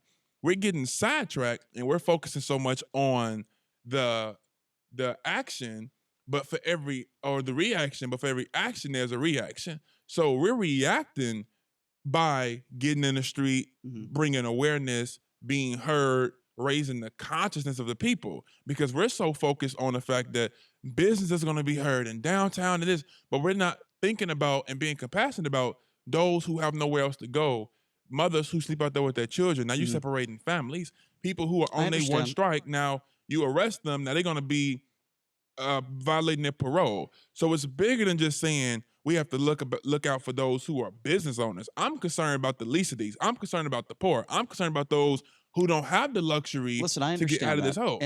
Because of that, I have to care about them first. And I understand that. And like I said, I know it's coming from a good place. I want to get JD and Chris's take on this. Before I do that, we are joined by Minster Stretch Sanders. He is planning on shutting down Fremont Street in protest of the new homeless ordinance put forth. And we're taking your phone calls right now if you have a question or comment. Do you agree with Stretch? Do you think he's going about it the right way by protesting and shutting down Fremont Street and blocking streets? Or do you agree with my take in that, look, it's coming from a good place. Most of us disagree with the ordinance, but maybe he's going about it the wrong way. We're taking your phone calls right now. The number is 702-257-5396. Again, that number, if you'd like to be a part of the program, 257-5396. Gentlemen, what do you make of this? Stretch, when we last spoke, you had a goal of thousands of people. And obviously, since you've been on television, we were the first time you actually discussed this plan of yours, but then you went on television. Is thousands of people a realistic expectation at this point for you? Absolutely. I think at this point, thousands, and once we have an opportunity to reveal who our special guests are, it's going to definitely be thousands. And so right now, and we're not focused on the special guests, we're focusing on getting those who are directly impacted and those who understand what those individuals involved. But we also understand by bringing in additional assistance will help amplify the story and also stamp it as being a serious issue. And so I think that we have to look at some things. Black people are always being told we're going about it the wrong way. What's the right way? When we was leaving slavery, we're going about it the wrong way. We boycotted the bus, we're going about it the wrong way. When we're marching and protesting, the same thing. King was arrested 34 times. King, you're going about it the wrong way. But if we look at history, by going about things the wrong way, we created the right opportunities for oppressed people. So I understand it may appear to be going about it the wrong way, but I'm looking at the bigger picture. And I look at history repeats itself. So anytime Black people have went the wrong way or went about it the wrong way, it's about the right results. Chris, go ahead. So Stretch, of course, this issue coming into the spotlight in the recent weeks here obviously begs the question to me and to the average person out there, because you think about the ordinance, you say, why are we criminalizing homelessness? Okay, why are we doing something as far as implementing a fine onto people who cannot afford to pay the fine? So my question to you is this, is the powers that be here in Las Vegas, whether it's the city council, whether it's Carolyn Goodman, whether it's whoever it is that's going to be able to implement this ordinance, has there been any movement whatsoever on their part to no longer go down this road? Has there been an effort at all by these people? Has there been any effort at all as far as the powers that be here in Las Vegas not to go down this road? Well, Mayor Carolyn Goodman and the city council, they say that this has been long overdue, that they've tried resources and the goal is to get people to use the resources. But when I looked at history, because I'm a history person, Oscar Goodman years ago when he was the mayor tried to pass a similar ordinance that made it illegal for people to be, they call it street feeding, for folks to get food on the street and in parks. People like Gail Sacco and different others with Food Not Bombs end up suing. The ACLU Nevada joined forces. They took it over to the Supreme Court and got it overturned. So as I look at history, there have been the powers that be that have never really been pro people who are on the street. Now, that doesn't mean their intentions may not be right. I'm a person of intentions. I don't believe everybody that does something wrong wake up with the intent. But I do believe that good intentions still offend. So whether it appears that what they're doing is wrong, but in the heart is right, I got to go with the actions. So you could mean well, but your mean well has to match what you're doing.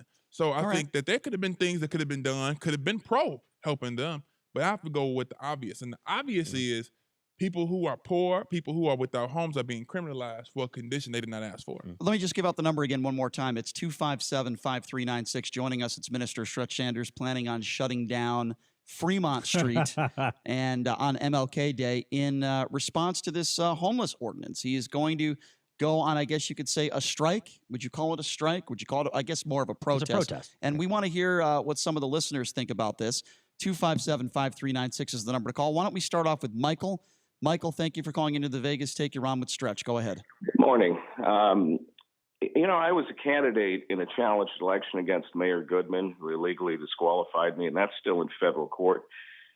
And when I saw this ordinance, it reminded me of the ordinance that went against the street performers, that they're trying to clear out everybody. Now, the problem here is the Constitution. You have a constitutional right to be anywhere in public. The mayor is against the Constitution, along with Michelle Fiore. And what has to happen is the Constitution has to be enforced here. I've been providing the homeless with signs protesting City of Las Vegas is unfair. And with those signs, they can't be arrested if they're in public protesting or campaigning. Michael, can I ask you a question? Yes. Why is it that you think that they put this in the books? Why is it that they put something so outrageous up to a $1,000 fine and putting a homeless person in jail for 6 months? What do you think is their reasoning from this? Who is benefiting from it? Well, there's a couple of reasons. One, the retailers and casinos want the streets cleared of street performers and the homeless. Now, Carol hit something on her financial disclosure to the Secretary of State. It's the prison that's south near Prem. They are going to overcrowd the county jails, and then they're going to privatize these people and put them in wholesale warehousing south of here. Now, this is all in the public record. Right. You're talking about Gene? Is that what you're talking about?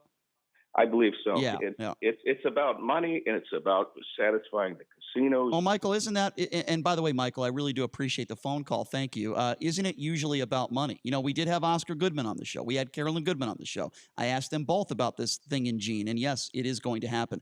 257-5396. Let's go to Brandon. Brandon, you're next on the Vegas Take. You're on with Minster Stretch. Go ahead, Brandon. Hey, thanks for taking my call. Sure. What's up, Brandon?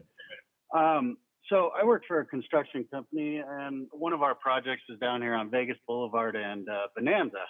You know, nice, wonderful area of town. We basically renovated a brand new building, and you know, there's homelessness all around here, of course. And you know, we open up this brand new building, and you know, we still have the same issues. I guess what's kind of frustrating though is, you know, I'll offer these guys water or food and, you know, or even work. And a lot of them just won't even take it. They would just straight up be honest and say, I'd rather just have money for, you know, drugs or alcohol, unfortunately. Can we let Brandon stay on the line for a second? You just brought up a very good point. I want Stretch to respond to that, Brandon. You heard what Brandon just said. He said he offers people food and water, and they say they rather have money, possibly for drugs or alcohol. Stretch, what do you say to that? So I agree. And that goes back to the mental illness part. I believe that there are some people out there who will be given help and who will resist it. Now, we say because they rather use it for drugs and alcohol. Let's deal with that. Let's address that. So that's why when I try to go out and serve, before we give out anything, we try to encourage people. What we've been doing recently, my wife has been putting our food in containers. We write a positive message on the container. We're trying to lift the consciousness, enlighten the mentality, because as the Bible says, as a man thinketh, so is he. So their mindsets have been filled where they want to do drugs. And I'm not saying all, but they want to drink alcohol. So therefore, let's deal with that. What we tend to do is we judge that and we say, oh, they don't want help. They just want to get high and drink. Well, let's address that. Let's still put them in homes. Let's get them rehab. Anybody that drinks heavy or is on drugs, that's to cope with something. What are they coping with? Were they abused? Were they hurt? Were they depressed? What's going on with that? So Absolutely. we still are dealing with the fruit and not the root. And like I said, deal with the root, not the fruit. So I agree. People can want those conditions, but we have to do what it takes to change that condition and it starts with the mentality. And I agree with that. Brandon, do you want to respond to that? I do. And you are correct. Not all, homeless people have that mentality. The fear that I have, though, is like, say we build a homeless shelter, offering, help for most of these unfortunate people. What's to prevent homeless people from other states like California and whatnot realizing, oh, hey, come to Las Vegas because this center is offering free food, free housing. And then all of a sudden, instead of a small local populace you got to deal with, now you're getting. Well, that's fair. You're saying people might. That's fair. And by the way, Brandon, we appreciate the phone call, and those are some fair comments. Yeah, great call, Brandon. He's basically saying that. What would you say to that? That people could be coming to Las Vegas for freebies. Well, this is the thing. It's not about a freebie. We have to get out of that when we help people. That's a handout and look at it as a hand up. Most people don't want, whatever your race or whatever walk of life you come from, most people want actual assistance. Most of us are filled with so much pride that we don't like to even be given anything if it feels like a charity. Mm-hmm. So people are resisting our help. We have to look at how is it being given. Do we have a camera in their face? Are people around? Do they feel humiliated? No real person that I've run into typically resists this help. And even for those who are on drugs or alcohol that we may think, because they don't have a hat that says I'm an alcoholic, I'm on drugs, so you're assuming, they still have to eat at some point. They still have to have sanitary napkins at some point. So I think that what we can do is we create programs and we put things in place where part of the program is that there's a complete 6-month detox. You want to stay up in here, you have to be willing to get clean. There's spiritual classes. We doing yoga, we meditating, we praying. There's multiple things, workshops, trades. So get them active. The idle mind is the devil's workshop. So we have to fill that mind up so that way they can tap into who they are. And once you tap into who you are, you're going to release what you are a part of if it's negative. The problem with that is where does that money come from to create these programs and to create all the infrastructure that you're discussing? So, and the real question to me is, how can you, what do you do with those who have no interest at all in helping themselves and getting better? So this is the way it would work. We go out, we target the entire population who are on the street. We open the door. Those that come, then that's who we deal with. For those that don't, then we leave them where they are until they're ready. The point is that I've been trying to address with this whole ordinance, protest, and everything is that I'm not disagreeing that people who are without homes need to have assistance. My disagreement is how they're going about it. We can't say Stretch is going about it by getting in the street. No, the Goodmans and Cedric Creer and Michelle Fiore and so on and so on, they're going about it wrong by trying to give out jail sentences and build privatized prisons. So they're the ones who are wrong. What we're doing is right. And so therefore, what we need to do is the city of Las Vegas is one of the richest cities in the country. They have the resources. They have the funding. Clark County has funding. They give millions of dollars to build parks, statue parks. Why not build shelters? They building casinos. So it's a choice. And I understand, and that's a fair opinion. Johnny, let's try to go to the bottom of the hour here so we could get to a few more calls if we can at that number 257-5396. Again, that number 702-257-5396. Let's go to Jay. Jay, you are next on the Vegas Take. You're on with Minster Stretch. What do you make of all this, Jay? Hello, guys. How you doing this Good. morning? How you doing, Jay? Okay, Brian, I want to thank you guys for the show. Brother Stretch, I've been trying to get in touch. You came on this show, and I wish you would leave some information at the end. I'm going to play the devil's advocate here. I grew up in Southern California, and I've watched the homeless from the late 50s to what it is now, from drug addicts, alcoholics, sick people, and now up to the families and everything there is. And there were 3 missions there. There was the Union mission, the LA mission, and the Fred Jordan mission. And the most successful one I've seen out of all of them was the Fred Jordan mission. And what I noticed about him was he played both sides of the fence, with the mayor of Sam Yorkie up to, I guess, when he passed away, and with the business community. He always would tell the business community, really, I prefer for you to give me supplies than to give me donate your money and stuff. So have you ever considered that? And I agree with what Brian's saying and what you're saying. But sometimes you got to just play both sides of the fence to get your work did. Okay, well, we understand where you're coming from there, Jay. Stretch, do you want to respond to that? I understand there's times where we have to play both sides of the fence. But the fence I will never play both sides of is a fence that's immoral, unjust, unrighteous, and cruel. This is a fence. I'm never going to play both sides. You had those who wanted to play both sides of slavery, both sides of Jim Crow, both sides of the war on drugs. And when you look at history now, those who are on the wrong side are being held accountable. People in the black community are still holding Bill Clinton accountable and Hillary Clinton calling us super predators and the 3-strike rule, but they was trying to play both sides of the fence. So you want to play the right side of the fence. And I think that I definitely can step out of self and see where the Mayor Goodman and the city council is coming from. In her mind, she wants to clean up downtown. I get it. My problem with the Goodman and with the city council is how they're going about it. What you're doing is wrong. If you want to get rid of the homelessness problem, you bring forth resources. So that side of the fence, I get it. But the side of the fence I can't stand on is saying, well, I understand the jail sentence. I understand the fines. I will never understand that because I don't understand criminalizing the poor. I'm going to try to sneak in one more call before break. Sean, I have about 1 minute for you. You're on with Minster Stretch. Go ahead. What's up, Sean? All right. Hey, what's up, Stretch? I agree with a lot of what you're saying, but I think you're kind of misinterpreting the ordinance a little bit. They're not making all homelessness illegal. They're just trying to clean up downtown where most of the city's revenue is coming from, and a lot of this money is being put into to redo. You can still be homeless other places in the town. You can still go sleep places. They're giving them places to sleep. Like, they're not finding them if all the homeless shelters are filled. Stretch, I got about 30 seconds for you to respond, then I want to go to break. How about we do this? Sean, I appreciate the phone call, and I'm sorry to cut you off. We're up against a hard break.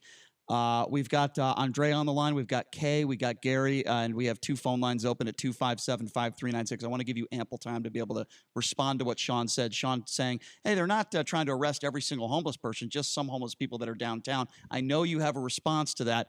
Minster Stretch Sanders is joining us in studio. The number to call is 257-5396. Again, that number is 702-257-5396. Now, we are going to get to your phone calls when we come back, but we also have a breaking news story that I know Stretch has an opinion on, and that is George Zimmerman. George Zimmerman, the man who shot and killed Trayvon Martin, claiming self-defense. Years later now, this happened, 10 years ago, 8 years ago? Now George Zimmerman is suing the Trayvon Martin family and others. You're not going to believe for how much. And we have the story for you, and we're going to talk about that when we come back, and we will also get to your phone calls. I promise I will get to all of you. Phone lines are jam-packed right now. I have 1 phone line open, 257-5396. Get to all your calls when we come back. You're listening to The Vegas Take.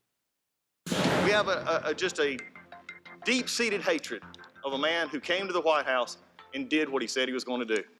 Ranking Republican Doug Collins defends the president, but North Carolina law professor Michael Gerhardt says impeachment is appropriate, even if Ukraine got the money in the end. The point of impeachment is, it's made possible through investigation, is to catch that person, charge that person, and ultimately remove that person from office. But impeachments are always focusing on somebody who didn't quite get as far as they wanted to. The committee chairman, Jerry Never before in the history of the Nadler. Republic have we been forced to consider the conduct of a president who appears to have solicited personal political favors from a foreign government. The House Judiciary Committee could end up writing articles of impeachment against President Trump. If the House approves those articles, the Senate would then conduct a trial to decide whether to remove President Trump from office. I'm Mike Moss. It's time to check the roads in the KDON Traffic Center. This report sponsored by Sam and Ash. Watch for slowing for the crash on the 215 Western Beltway southbound at Tropicana. At the on-ramp, vehicles not blocking the through lanes but off to the right. Also an accident on the 215 Southern Beltway westbound at Warm Springs. And on the surface streets, watch for slowing for a crash. Injury sustained reported Tropicana at Mountain Vista Street. After an accident, the insurance companies won't have your back. That's why you need personal injury attorneys Sam and Ash, because you deserve what's right. Visit them now at samandash.com or call 1-800-304-2000.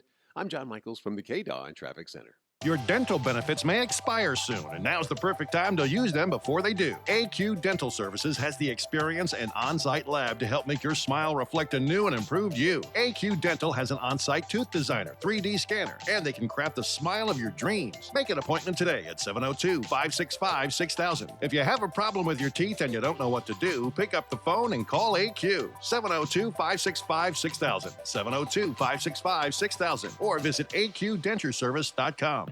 Hi, Mark Hale here with Today's Energy Store. Look, when it comes to solar energy, you have lots of choices. That's the facts. SunPower by Today's Energy Store has the best solar panels, period. We treat every customer with the utmost respect and offer fair, honest pricing right up front. No sales gimmicks, no bait and switch, no pushy salespeople. The other guys can keep doing that. At Today's Energy Store, you get honest answers and the most efficient solar panels in the industry. Give us a call at 702-558-1500. That's 702-558-1500. Demand better solar. Looking for that perfect new piece of furniture for your home? A New Concept Furniture is the place to start and end your search. They'll beat any price on the internet, and they're here locally, so you can feel what you're buying first. Go to A New Concept Furniture today at 4255 South Grand Canyon to see for yourself the slick, modern, shiny store that mirrors our shiny city. A New Concept. Check out their showroom or call them at 702-570-2240. That's 702-570-2240. Warning. This product contains nicotine. Nicotine is an addictive chemical. The world is changing. Isn't it time smoking changed too? Vuse Alto is a vapor product offering you a satisfying alternative to cigarettes. Simple to use, surprisingly quiet, and impressively powerful. Our best vapor yet and our best price ever. 99 cents plus tax at participating retailers. 99-cent offer applies to Alto device. Pod sold separately. Underage sale prohibited. Rich is just a really good guy. The term good egg isn't enough to describe him. He's also certified organic and free range. Rich puts the cap back on everything. The toothpaste, the olive oil, the shampoo, everything. He lets his 10-year-old nephew beat him at virtual tennis, even though he can straight up slay his 10-year-old nephew in virtual tennis. When the toilet paper is running low, Rich replaces the roll on the actual holder, not just on the back of the toilet. Rich is texting and driving. Rich, no. What are you doing, Rich? I was just telling everyone how great you are. Texting and driving makes good people look bad. Visit StopTextStopWrecks.org. A public service announcement brought to you by the National Highway Traffic Safety Administration and the Ad Council. Okay, men, time to be an all-star caregiver. Drive them to physical therapy, doctor's appointments, be there emotionally and physically. Don't give up. Don't ever give up. Caregiving is tougher than tough. Find care guides at aarp.org/caregiving. Brought to you by AARP and the Ad Council. The Las Vegas Health and Fitness Chamber, a nonprofit organization, offers many membership benefits to both business and individuals. Reach us on Facebook, Twitter, LinkedIn, or on the website, vegashealthfitnesschamber.com. Mark Levin, weekdays 3 p.m. to 6 p.m. Now back to the Vegas Take on 101.5 FM, 720 AM, KDON.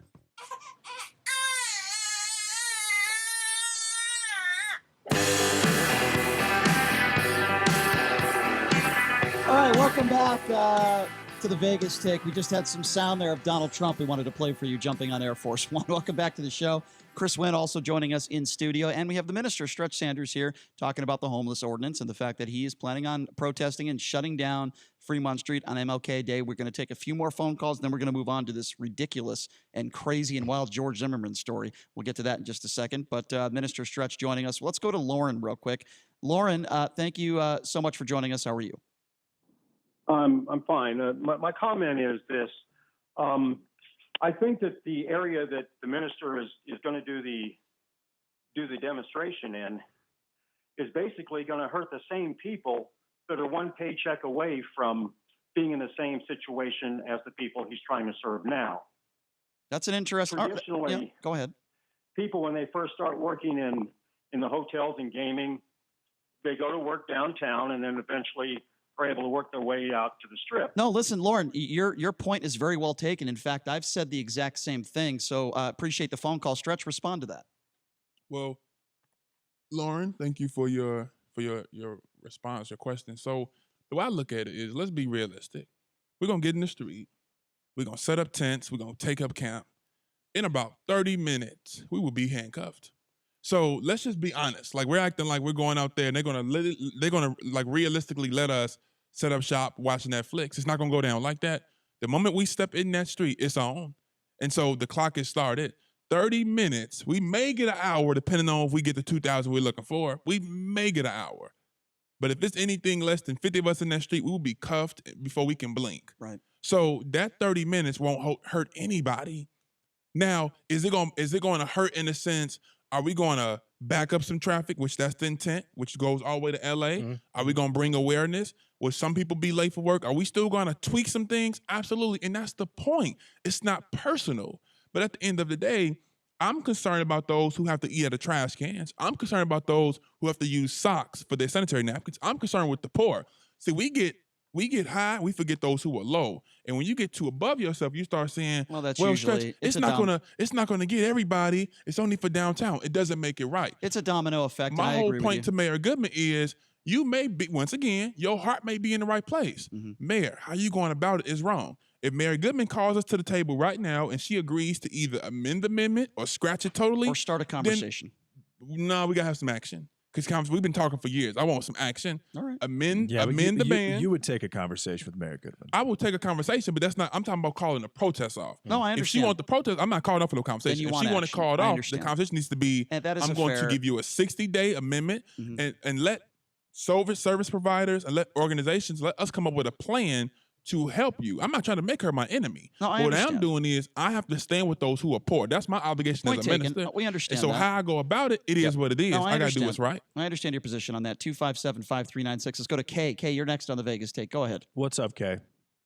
Good morning. I just had a couple of quick points. The first is that the Ninth Circuit has already taken up this issue and ruled that if a city cannot provide housing for all of its residents, then it's unconstitutional to make it illegal to sleep on the street.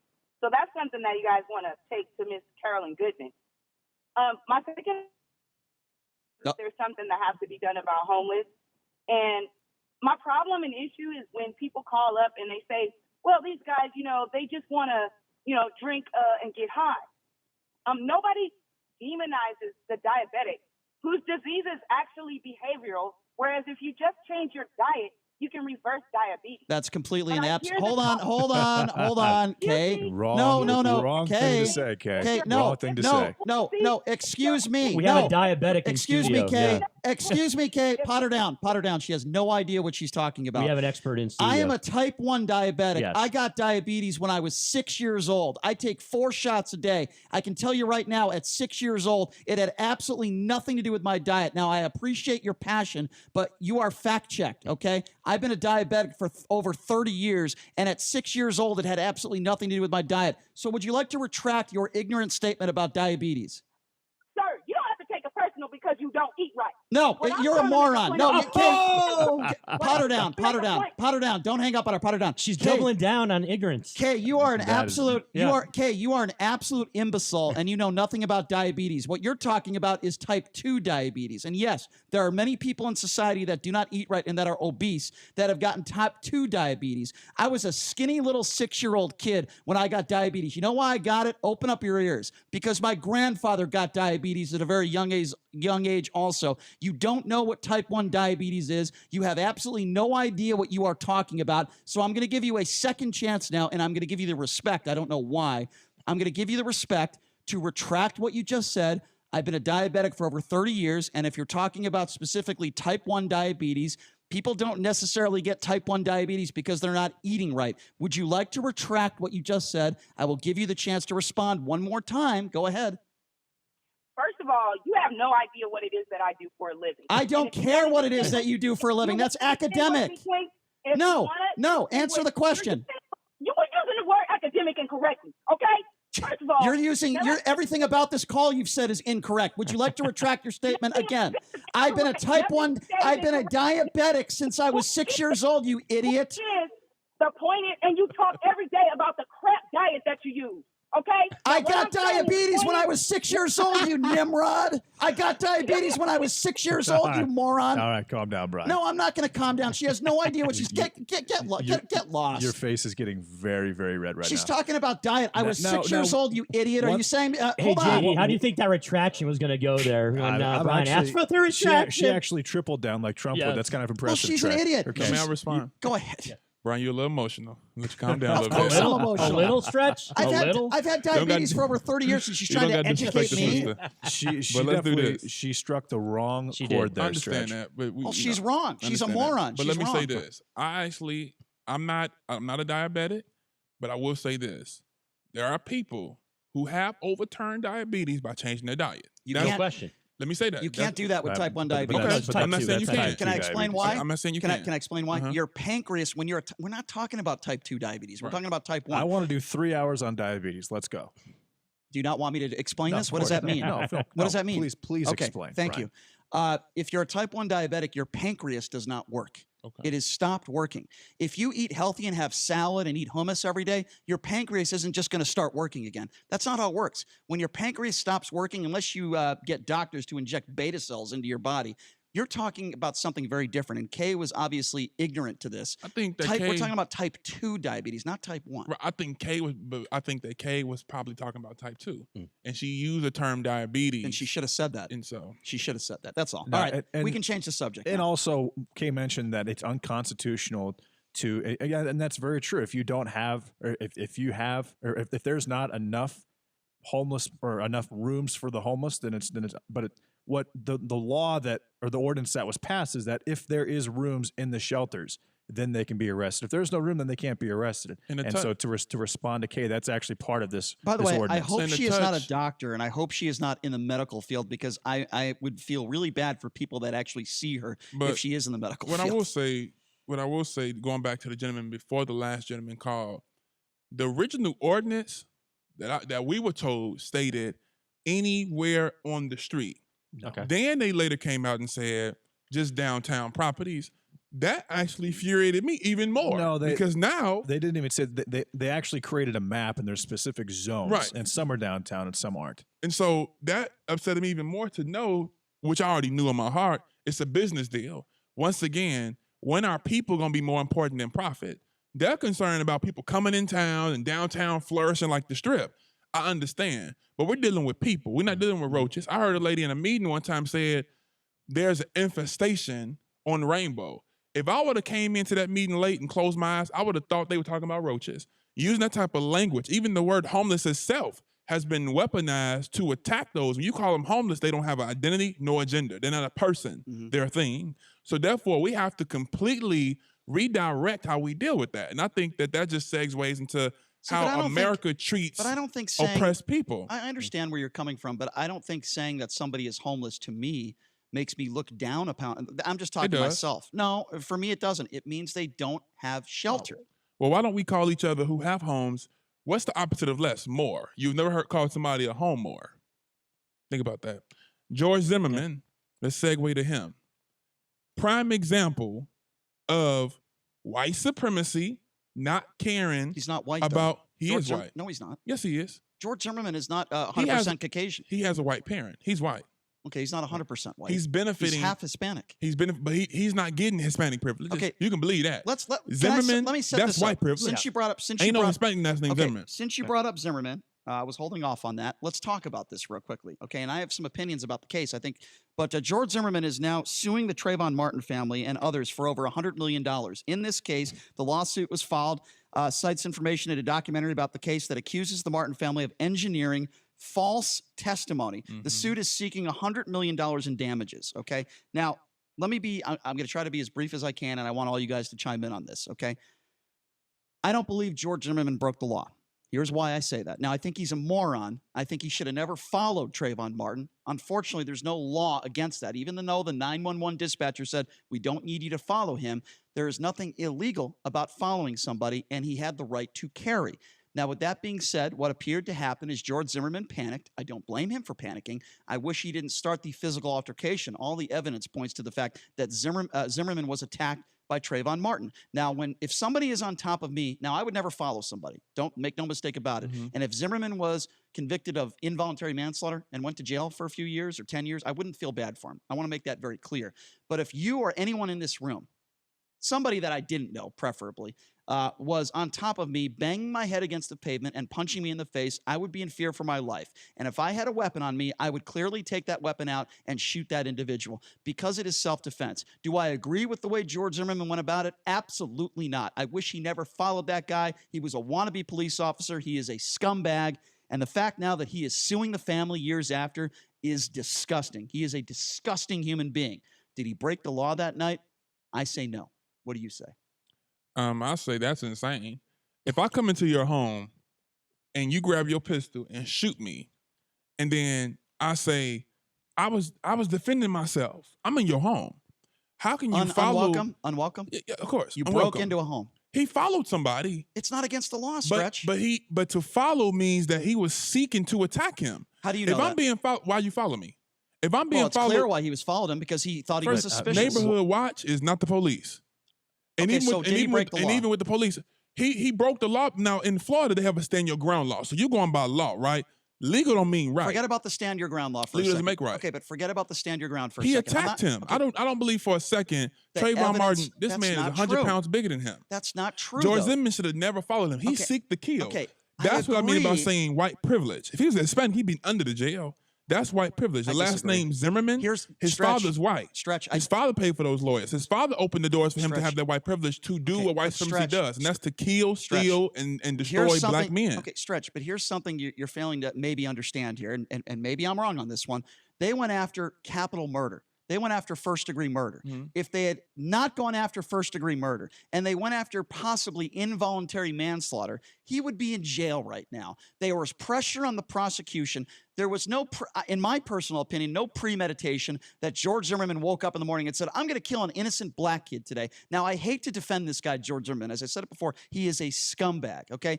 But you're telling me that you disagree with the way Zimmerman went about it in following this kid, and you're right. I disagree with it too. There is no law that he broke. Wait. And then you're talking about the evidence. Hold on, Chris. I'll Let give me you a jump chance. in here real quick Okay, after you're done. Okay, and then you're talking about the evidence. All the evidence, the DNA evidence, there were two witnesses that saw a little bit of this brawl and this fight. Zimmerman was screaming out, help, help, help. And the evidence points to the fact that it was Trayvon Martin that went on top of George Zimmerman and was punching him and putting his face against the pavement. Hence the gunshot wound and DNA evidence and all that other stuff. So I'm sorry to say that George Zimmerman started the physical altercation is not, in my opinion, is not correct. Brian, I got to point this out, okay? You are absolutely harpooning your argument that the law was not broken that night by George Zimmerman. I'm going to tell you what. You just said that if they went after manslaughter or voluntary manslaughter, he'd be in jail right now. Perhaps. So that is an insinuation that what happened that night was illegal. What happened, what George Zimmerman did that night was illegal. You're destroying your argument that the law was not broken that night. Let me elaborate on why I say that, okay? The reason why I say he might have gotten involuntary manslaughter, it was because of all the pressure and the racial divide. I certainly think that was a part of it. So he didn't commit manslaughter on that night, which was breaking the law. Please tell me how he broke the law. So why would he go to jail for manslaughter then? Okay, then please tell me how he broke the law. All three of you guys. George Zimmerman knew when he woke. I think he broke the law by ignoring the request by the 911 operator not to follow the guy. You said that he decided not to do it. The actual 911 operator, by the way, this is the fact pattern. The actual 911 operator said, "Do stop following him. We don't need you to." You said we don't need him to follow him. They told him not to follow. So I will say this, Brian. When he followed this guy, despite the fact he was told not to, he assumed that is breaking the law. No, in my it's opinion, not. It's not. Chris, Okay. it's not breaking the law, but it is definitely assuming a risk. There is no law. It is putting yourself in a situation to assume a risk. Okay, perhaps. And it's not unreasonable to possibly think that you could be assaulted or confronted by doing that, especially after someone tells you not to do that. The 911 caller did tell Zimmerman to not follow him, but just because George Zimmerman did not comply with the 911 dispatcher does not mean that he broke the law, period. It's George simple. Zimmerman, but the reality is George Zimmerman knew that him being part of a privileged community, him coming from a wealthy community, he knew he would get away with it. And that's exactly what happened. Him trying to sue for $100 million, it adds insult to injury. You know, I think that it's shameful that... Well, we agree there. I think that it's shameful that... Well, what's he suing for he even got off. Number one, he should have been buried under the jail. But once again, white supremacy, white America specifically, looks at black men as threats. him walking down the street with a hoodie on and Skittles and a sweet tea. He didn't do anything wrong. We all know that. So that's what we have to We all focus know on. that. So George Zimmerman was completely out of pocket, and even if Trayvon Martin would have took his life, he would have been in the right. Why are you following somebody seeking to attack him? You have to be in fear of your life bear, to you do get that. hit. You have to So be then in fear of your poke life. The bear, you poke the bear, and then you kill the bear, and then say self-defense.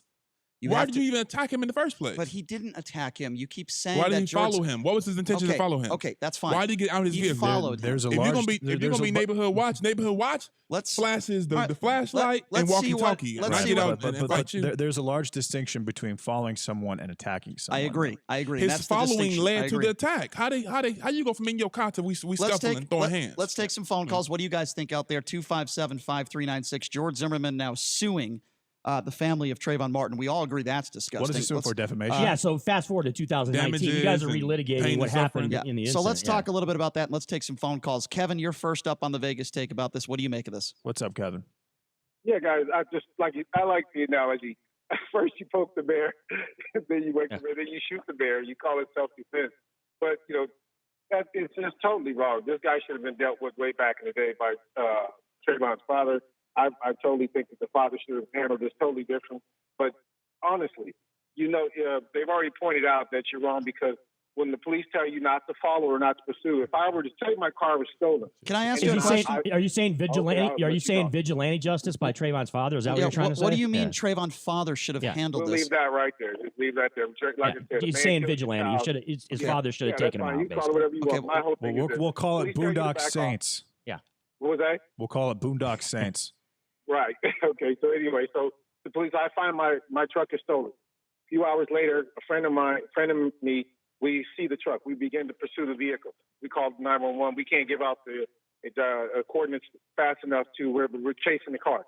This car that we're chasing, and we're on 911, the officer tells us to not pursue, ends up in a 4-car pile. Okay, I understand the analogy you're making. Kevin, can I respond to that? First of all, let's be very clear here. It was not a police officer that told Zimmerman not to follow. It was a 911. Okay, yes, it was a 911 operator. Number two, there is nothing illegal about following a person. I hate to defend George Zimmerman. He's a scumbag. I wish this event never happened. I really do. If this guy was in jail, I wouldn't feel sorry for him one bit. All I'm trying to do is be logical here, and I understand there's a lot of emotion with this story, and I feel horrible for the Martin family. It's a terrible tragedy. That kid did not deserve to die. With that being said, George Zimmerman didn't break the law, and that's why it's so hard to convict somebody on capital murder. But did he do the right thing? More the law, but just to understand that this is just. It's like insult on top of injury. Now he's coming back. I understand. Kevin, I agree. Kevin, I agree with you. I hope you understand where I'm coming from. I hate to defend George Zimmerman. Well, you don't have to defend him, though. Let's put it like this. Why are you defending him? You don't have to. That's the thing. You say you hate to defend him. You don't have to. Well, here's what I am doing, Kevin. I am speaking of the facts. No, I am. You don't have to. I am speaking of the facts in the case. I'm saying personally, I wouldn't feel bad if the guy went to jail for the rest of his life. What I'm trying to say is it was not Capital One murder. He did not break the law. And evidence supported the fact that he did not break the law. And we live in a nation of laws. Okay, let's put it like this here. When you break laws. So you honestly feel that there were no laws broken? Well, tell me then. He murdered them. That's a law. I'm just saying the 911 operator specifically told That's him not to not follow Kevin. the child. Kevin. That's not against the law. Let's just finish one last thing. In the right-wing media, you guys portray this. I am not in the right wing. Excuse me, Kevin. You're calling me a right winger. Have you ever listened? Not you. I'm saying the right-wing media tried to just portray this child as a just terrible person, a bully, well, that's wrong. ground and pound. That's wrong. Okay, but now my point is this was a child. But the left-wing media also portrayed him as a saint. Not as a saint. He was just a child, man. He wasn't bothering anything. Yeah. He wasn't bothering anybody. He lived in the area. Kevin, Kevin, here's what I want you to do. And a borderline prophet. Kevin, here's what I want you to do. Okay, Kevin, I want you to call in tomorrow. I promise you at the start of the show tomorrow, we are going to continue this discussion, Kevin, and I appreciate the phone call. Stretch, we only got about a minute left here. And boy, does time go by fast. I appreciate your passion with all these subjects, and I want you to be able to promote any of the great events that you have upcoming quickly. Unfortunately, we only have like 30 I just seconds. want to say that today makes 50 years of the assassination of Chairman Fred Hampton and Defense Captain Mark Clark. They were killed by the FBI. And so what happened then 50 years ago is still happening now. White supremacy is still taking us out. They called the Panthers a shootout. It was a shoot-in.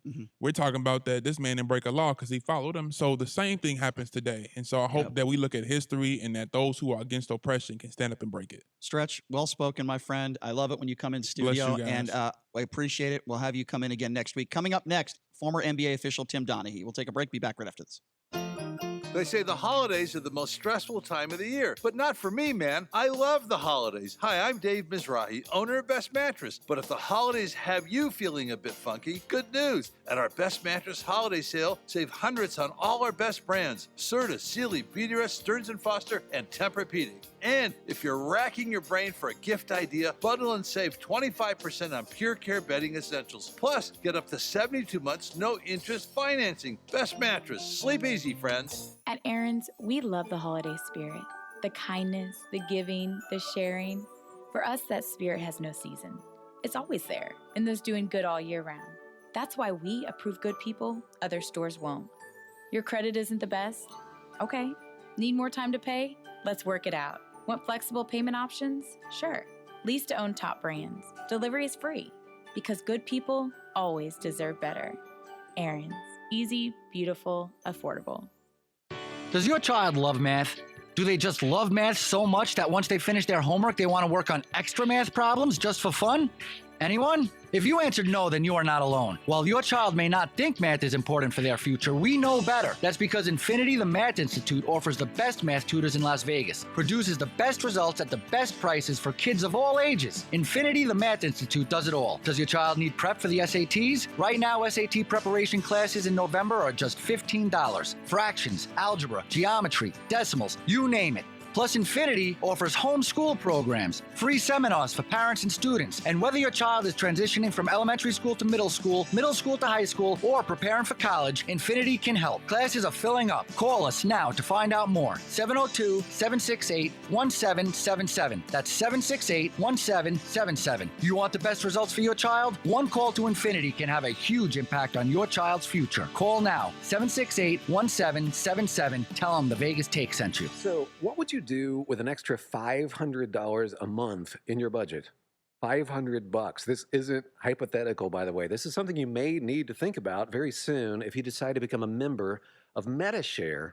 MediShare is a way to pay for your health care, and typically it costs $500 less per month for a family versus other health care plans. So seriously, think about this. You could pay off loans, pay down a mortgage, save the money for retirement, donate to charity. That would be a big deal. But you know what? Here's the best thing. MediShare works. It's a Christian healthcare sharing ministry with 400,000 members. They've shared over $2 billion in medical bills, so they can help share your needs too. And with MediShare, not only do you save, you don't have to pay for things you don't believe in. And that's a beautiful thing too. So here's how you can find out more, and you might actually wind up saving even more than $500 a month. So check into it. 844-91-BIBLE. That's 844-91-BIBLE. 844-91-BIBLE. Special report House impeachment hearing. George Washington University law professor Jonathan Turley is warning the House not to impeach President Trump without gathering more evidence of wrongdoing. If you impeach a president, if you make a high crime and misdemeanor out of going to the courts, it is an abuse of power. It's your abuse of power. You're doing precisely what you're criticizing the president for doing. Harvard law expert Noah Feldman. If we cannot impeach a president who abuses his office for personal advantage, we no longer live in a democracy. We live in a monarchy, or we live under a dictatorship. Stanford Law's Pamela Carlin. The evidence reveals a president who used the powers of his office to demand that a foreign government participate in undermining a competing candidate for the presidency. House Democrats say evidence of Trump's misconduct and obstruction of Congress is overwhelming. I'm Mike Moss. One legal expert says the House is rushing into impeachment. More from correspondent Linda Kenyon on Capitol Hill. George Washington University Law School professor Jonathan Turley says Congress is being too hasty with this impeachment process, especially when it comes to the issue of obstruction. That's the problem when you move towards impeachment on this abbreviated schedule that has not been explained to me. Why you want to set the record for the fastest impeachment. Fast is not good for impeachment. And Turley says there isn't enough evidence in the Trump case to impeach. Governor Brian Kemp of Georgia has formally announced his selection of Kelly Loeffler to the Senate seat of Johnny Isakson. Kemp pushed aside intense criticism from hardcore Trump advocates who wanted Kemp to appoint Doug Collins, one of Trump's staunchest defenders in Congress. On Wall Street, stocks are back up today. The Dow up 191, S&P up 21 points. I'm Mike Moss. Your home for Sean Hannity, KDWN Las Vegas, KKLZ HD2 Las Vegas, a Beasley Media Group station. It's time to check the roads in the KDON Traffic Center. This report is paid for by Doctor-Patient Unity. A crash reported on the 215 Southern Beltway westbound at Valley Verde, still a factor. So too an accident on the surface streets, injuries at Cheyenne Avenue eastbound at Civic Center Drive, and a crash, another injury crash on Stephanie at Russell in the Lower Valley. Roadwork continues at Charleston at Durango. As surprise medical bills bankrupt Americans, Jackie Rosen demands insurance companies pay their fair share and opposing their rate-setting proposal to cover less of your medical care. Tell Jackie Rosen thank you and keep fighting. I'm John Michaels from the KDON Traffic Center. It's open enrollment season, and Medishare is the Christian healthcare sharing ministry that saves most families about $500 a month. Google Medishare and see if it's a fit for you. Medishare, healthcare you can believe in. This is Harry Jacobs from Credit Restoration of Nevada, inviting you to join me for the Credit Show, Saturday mornings between 9 and 10, here on the new 101.5 FM and 720 AM, KDON. Okay, grab a pen and a paper because we're going to lay it on you straight up. Everybody wants to know how much a loan from Dollar Loan Center really costs, and it's way less than most people think.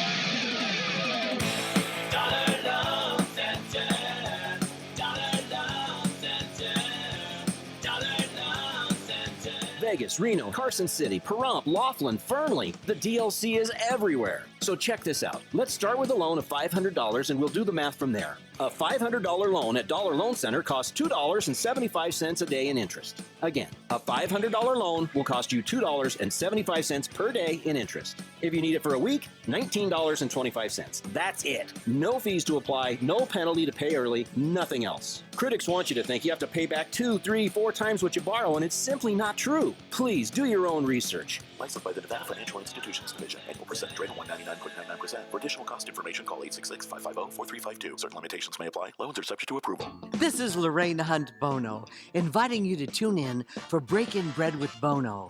Join my husband, Dennis Bono, as celebrities share with him their intimate and humorous stories. Saturdays, 5 to 6 p.m., right here on KDON. Cox Business has fast, reliable internet and voice solutions. Call today and ask how you can get up to a $200 Cox Business Visa prepaid card when you switch. Call 1-800-297-2610. Card issued by Metabank. Member FDIC. Terms and expiration apply. Do you know if you have enough savings to retire comfortably? If not, it's time to talk to Travis Scribner, managing partner of Westpac Wealth Partners, about developing a plan to build your wealth for the future. Visit LasVegasMoneyResource.com. 101.5 FM, 720 AM, KDON, the talk of Las Vegas.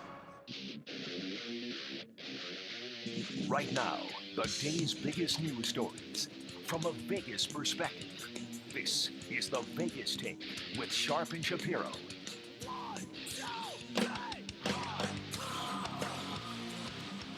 All right, welcome back. It is the Vegas Take. We're rolling out hour number 3, Sharp and Shapiro. Also, special guest Chris Wynn joining us in studio as well. And it is a story that is, well, in a sense, rocking the NFL. It's a gambling scandal, and it involves an Arizona Cardinals game leading the NFL in part to suspend Cardinals defensive back Josh Shaw for gambling on one of his own games. That's right. He actually walked into a Las Vegas casino, put in a parlay, and they found out about it. I mean, how dumb could you possibly be? So joining us on the line right now, the perfect guy to talk about this. He had a gambling scandal of his own. Of course, you know him as a professional sports handicapper from Ref Picks. His book is sensational. It's called Personal Foul. The new movie that came out about his life is Inside Game. That is former NBA official joining us on the line right now, Tim Donaghy. Tim, thank you so much for joining us. How are you?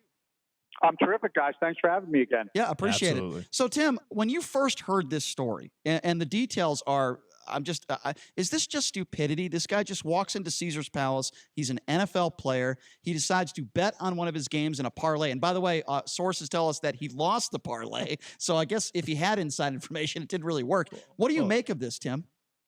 Definitely was something that if he was going to do it, he should have had a buddy go in and do it, kind of along the lines of what I did. But for me to judge anybody in regard to being stupid, I think is kind of comical because I certainly did some dumb things myself. But I think it's funny how the NFL is trying to cover it up, putting out a statement saying that he had no inside information or he didn't place the bet based on something that he knew going on behind the scenes, which I think is comical because anybody that's placing bets and is in that position where you're in the locker room and you know if somebody's healthy or not healthy, if the players are quitting on the coach or not, he has inside information. And that's probably why he placed the bet and why he placed other bets that he never got caught placing, when he was doing his gambling. The crazy thing about this is that when he opened his account with Caesars, he actually listed his profession as professional football player.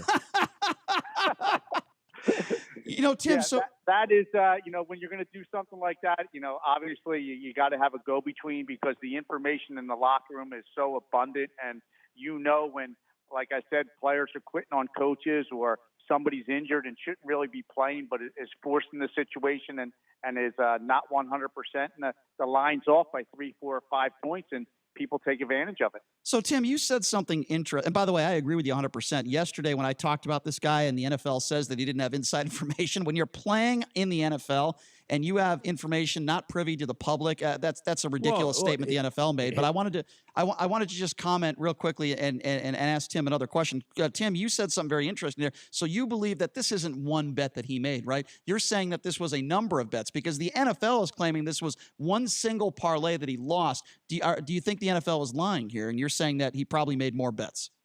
Oh, absolutely. I mean, if you're in Vegas and you're placing bets, you're going to tell me that he never placed a bet with a local bookie wherever he was at his whole time as a professional football player. I find that hard to believe that, the first time he placed a bet was in a Vegas casino. I just think that that's ridiculous. And it's also ridiculous to say that he didn't have access to information.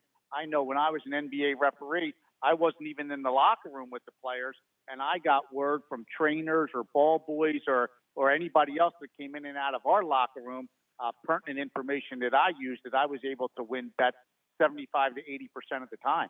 Wow, that is unbelievable. So you're telling me, let me go back to what you just said, because that's fascinating to me. So you're telling me that a ball boy or a trainer would go into the locker room before one of your NBA games and would give you information possibly on an injury or a player not playing, and you're telling me you would call one of your guys that you were working with to place a bet on a specific side after that information that you got. Is that really pretty much how it went down? Absolutely. I never forget there was a guy in Washington that used to come in and out of the locker room all the time, and he came in and said, Mike Fratello just got off the bus. He greeted him and said hello, and he told him how he wasn't playing any of his starters because he was going to rest everybody. And I immediately, excused myself from the area, went and made a phone call and said, listen, Memphis is going to lose tonight. Washington's going to win by a boatload. And they ended up winning by 30 points. So that type of information floats around all the time, whether it's something like that or an injury that really isn't out for the public to know about, where the line's effective. Can you comment quickly on how much money your buddy bet on that game? Absolutely. They were betting millions of dollars on these games. So, tens of millions of dollars. So it was something that red flags were going up all over the place, and that's why he ended up getting caught. So you're telling me I'm sorry, I have to continue. This is unbelievable to me. So you're telling me you got the information from Mike Fratello that he wasn't playing any of his starters one night. You call your buddy, and you're saying that they could have won tens of millions of dollars on that one game. That's incredible, Tim. Well, and not only that, I originally told them to bet Memphis.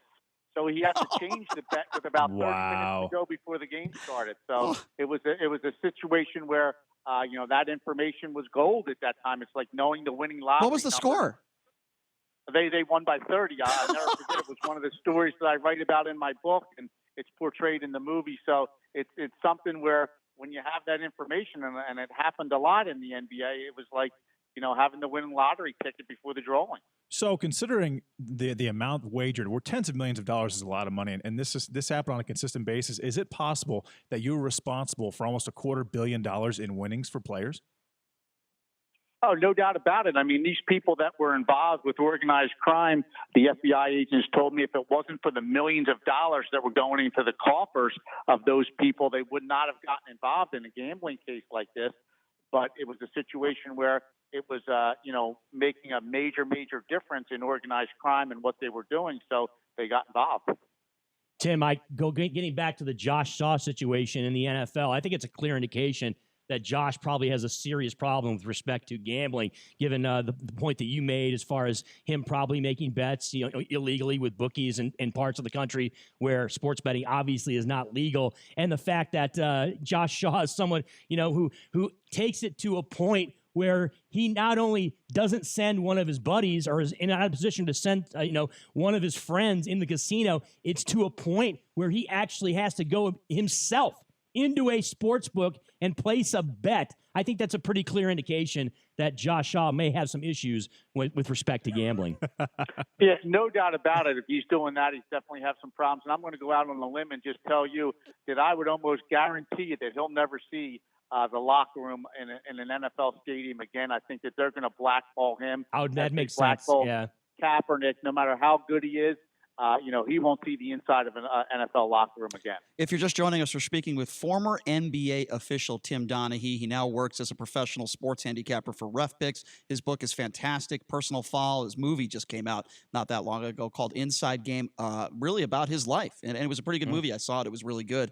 All right, Tim, so let me ask you this, and this is a hypothetical here, but how many Josh Shaws do you think are out there that we don't know about? How many NFL players or NBA players or just professional athletes in general, even if they're not making the bets themselves, how many out there do you think are giving information to their spouses, their cousins, their brothers, their sisters, and then family members are placing bets? How much of this do you think is actually going on in professional sports today? More than you could imagine. I'm going to explain to you like this. David Stern came out and said during my scandal that legal gambling will cost you your job and illegal gambling will cost you your freedom.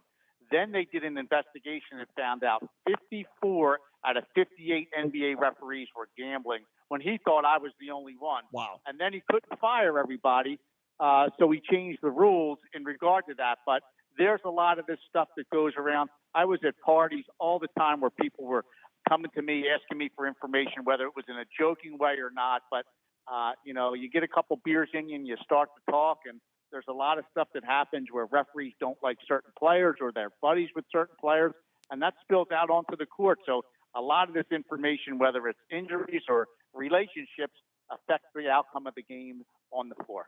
And Tim, what's funny is those of us who have been in the media and have had the opportunity to be in locker rooms and cover a lot of these athletes, there is absolutely a proclivity by these athletes to gamble. I mean, from fantasy football to the NCAA tournament brackets. I was in a spring training locker room back in 2001. JD, Brian, and Tim. Okay, and I'm not going to say the team, but there was a ton of chatter and discussion regarding the NCAA tournament and brackets flying around and cash changing hands in the actual clubhouse. So this is not something that is going to go away. And Tim, I'm sure you can attest to this, is not something that is a rarity in professional sports and in college sports as well, too. Absolutely. And I remember when there were warm-ups going on in Washington when Michael Jordan was playing for the Wizards, and he was betting $10,000 on three-point shots with some of the younger guys during warm-ups. So, the gambling stories from the plane of playing cards are just, out there. There's a lot of gambling that goes on, not only on the floor doing warm-ups, on the planes and in the locker room. So it's something that when you're a professional athlete, the competitive juices of doing certain things on and off the floor spill out into the gambling world. Translates. No, I only thought that Michael Jordan and Larry Bird bet for McDonald's Happy Meals, but I guess I don't know what I'm talking about. Well, it's funny, right, Brian? We talked to, of course, Anderson Hunt, the former UNLV running Rebel, and he was in preseason with the Celtics, and he had some apparently some gambling stories, some cash going. Him and Larry Bird with some shooting contests. So, Tim, I wanted to ask you this. Obviously, you did your time. You're a free man. Now you're a professional sports handicapper. I would imagine you're allowed to gamble yourself. Do you bet on games? Because I would find it to be very interesting to watch somebody like you go into a sports book and bet. I would see nothing wrong with it. You're not doing anything wrong. Number one, are you allowed to gamble? I would imagine you are. Number two, do you gamble? Yes, I am allowed to gamble, but the lines I crossed when I was gambling was something that not only affected me, but my kids and my parents and my family. So I try to stay away from placing wagers myself. I no longer play golf, which I would play golf $1,000 a hole because I just love that competitive juices of playing. So I try and stay away from that line because I'm afraid if I go near it, I'm going to jump over it too far like I did in the past. That's so smart. I just stick to advising people and trying to help them and let them know the pitfalls of it and to do it in a way where it's a form of entertainment and they don't Sure. get in trouble the way I did. Most money you ever won on the golf course, and worst golfer, an official that you ever played golf with. Was it Joey Crawford? Who has the worst golf swing as a current NBA official? I walked out of a golf course. One time I left the golf course and I lost about $15,000. I needed gas in my car, and I reached in my pocket and I pulled out 2 golf tees and some lint. So that was probably the worst experience I had playing golf and playing cards and leaving. And wait a minute, you hit the golf course with $15,000 in your pocket and didn't have lint? It was a member guest, and I knew I was going to deal blackjack afterwards. So I took everything I had in the safe and I came home with none of it. So oh, wow. One of the toughest experiences I ever went through, and it was I look back today and it was kind of funny. Worst golf swing as an NBA referee, somebody that you maybe played golf with. You will not let that go. I have to say Mike Callahan, Duke Callahan. He was a guy that we used to play all the time with, and he just had a god-awful golf swing. I don't know if he got any better. I can only hope so. I think that, and you mentioned that you don't think that Josh Shaw will see a locker room ever again. And I kind of agree with that. They mentioned now he's suspended for the rest of 2019 and all of 2020. The NFL, they had to drop the hammer down here. They had to set precedent. My question to you is, what if this happens again? At what point does it trickle down and they start looking into all the illegal or all the underground bookies, all the local, especially now that gambling's legalized in 19 states. There's probably $300 billion a year bet on the NFL. This is a massive, massive market along with all the TV deals, et cetera. It's a huge business. At what point do they start really digging in and getting the books involved? What they need to do in my mind is educate these people on the pitfalls of this and showing them what's going to happen if you do get involved with doing this. As to how many people are involved, I'm sure there's many other people that are doing it, and hopefully they're going to stop because when you look at somebody like this guy who's probably never going to see an NFL locker room again, or myself who lost his job as an NBA referee and the problems that come with it, you would think people would try to stay away from it and learn lessons from our mistakes. But you really have to get in these locker rooms and educate these people to stay away from it. Yeah, no doubt. I agree. All right, Tim, I want to give you an opportunity. You do a great job as picking professionally gambling, picking NBA games. Certainly, the characteristics or the tendencies of NBA officials. You worked with many of them. So I'd like you to give out that information. How can people find you at Ref Picks? Talk a little bit, plug your book, and, of course, the movie that just came out about your life. Yeah, refpicks.com is a handicapping site. We have a couple guys that do basketball, football, and baseball, and you can email me, or we have an 800 number that I can give out when you do email me. And the book Personal Foul has been out for several years. It did really well. It talks about what I did and how I did it, and how the NBA really needed to make a lot of changes in how they conducted business. And I was very fortunate that the FBI agent who arrested me, Phil Scala, wrote the foreword for the book and said that I told the truth at every turn. So I was very grateful that he did that. And of course, everything was turned into a movie called Inside Game that was in movie theaters and is going to be coming out on demand in February. So, finally some positive things have been coming from the story that's almost 10 years old now. Yeah, Tim, I always appreciate when you come on, your candor and your honesty, and your stories are unbelievable. So thank you so much for your time, Tim, and look forward to having you on again as the NBA season gets upon the playoffs soon enough. Tim, thank you so much. Thanks, Tim. You got it. Thanks, guys. Yeah, thanks a lot, Tim. There you go. Former NBA official Tim Donaghy. I kind of like it how, we're talking about this idiot Josh Shaw who ruined his career gambling on his own games in the NFL. And I said to Tim, I said at the beginning of this interview, I said, how dumb is this kid? And then he responds by saying, well, I'm not going to really respond on how dumb he is because I did a lot of stupid things myself. I thought that was... you got to respect that. Yeah. And we didn't talk about how big was the bet that he made, because it was a parlay. It was probably a multi-team parlay. And he actually bet against the Cardinals in the parlay, the team that he... Was he right about that? He was wrong. He was wrong about that. But sick is that? This must have been a large bet. Wait, can we just talk about this for a second? How sick is that? You're playing on an NFL team. Yep. You have all the inside information in the world. You make a wager against your team and they win. I mean, well, it shows you how hard sports gambling is. It could have been like a week 2 or 3 game. Maybe he had seen Kyler Murray in practice and he wasn't impressed with Kyler Murray because it was one of his first starts, and he decided, Kyler Murray's not going to have a great game. Murray does, because there was a couple of games early in the season that Murray played really, really well when he wasn't expected to. I'm guessing it was one of those games. We also have to keep in mind that this is Las Vegas. He might have had a couple of adult beverages before he rolled into that sports book and just wasn't, in the right frame of mind. Again, because think about it, you're a current NFL player. You're walking into a sports book in Vegas, and you're just thinking, you know what?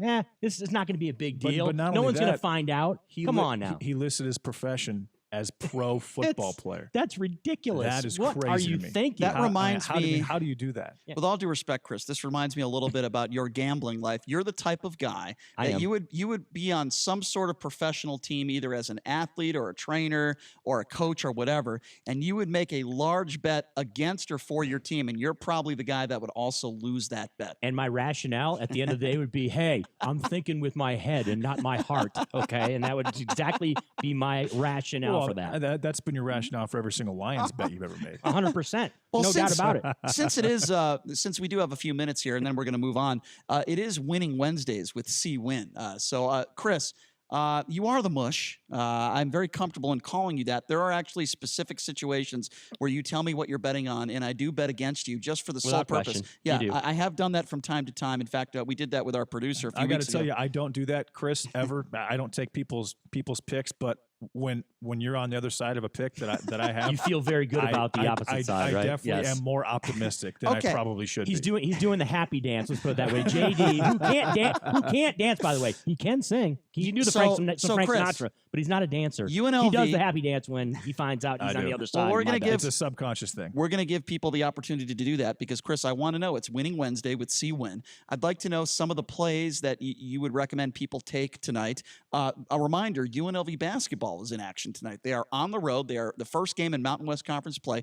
They're on the road against Fresno State. Last I checked, the line was only 4.5. So Fresno not getting a lot of respect. They must not be very good. Chris, who would you take in this game? I would absolutely lean towards the Bulldogs in this tilt, giving take it UNLV up money in line. Fresno, up in the San Joaquin Valley. So there are people all over the Vegas Valley right now that are just going to go hammer away at the book on the other side. You can see Here's the thing.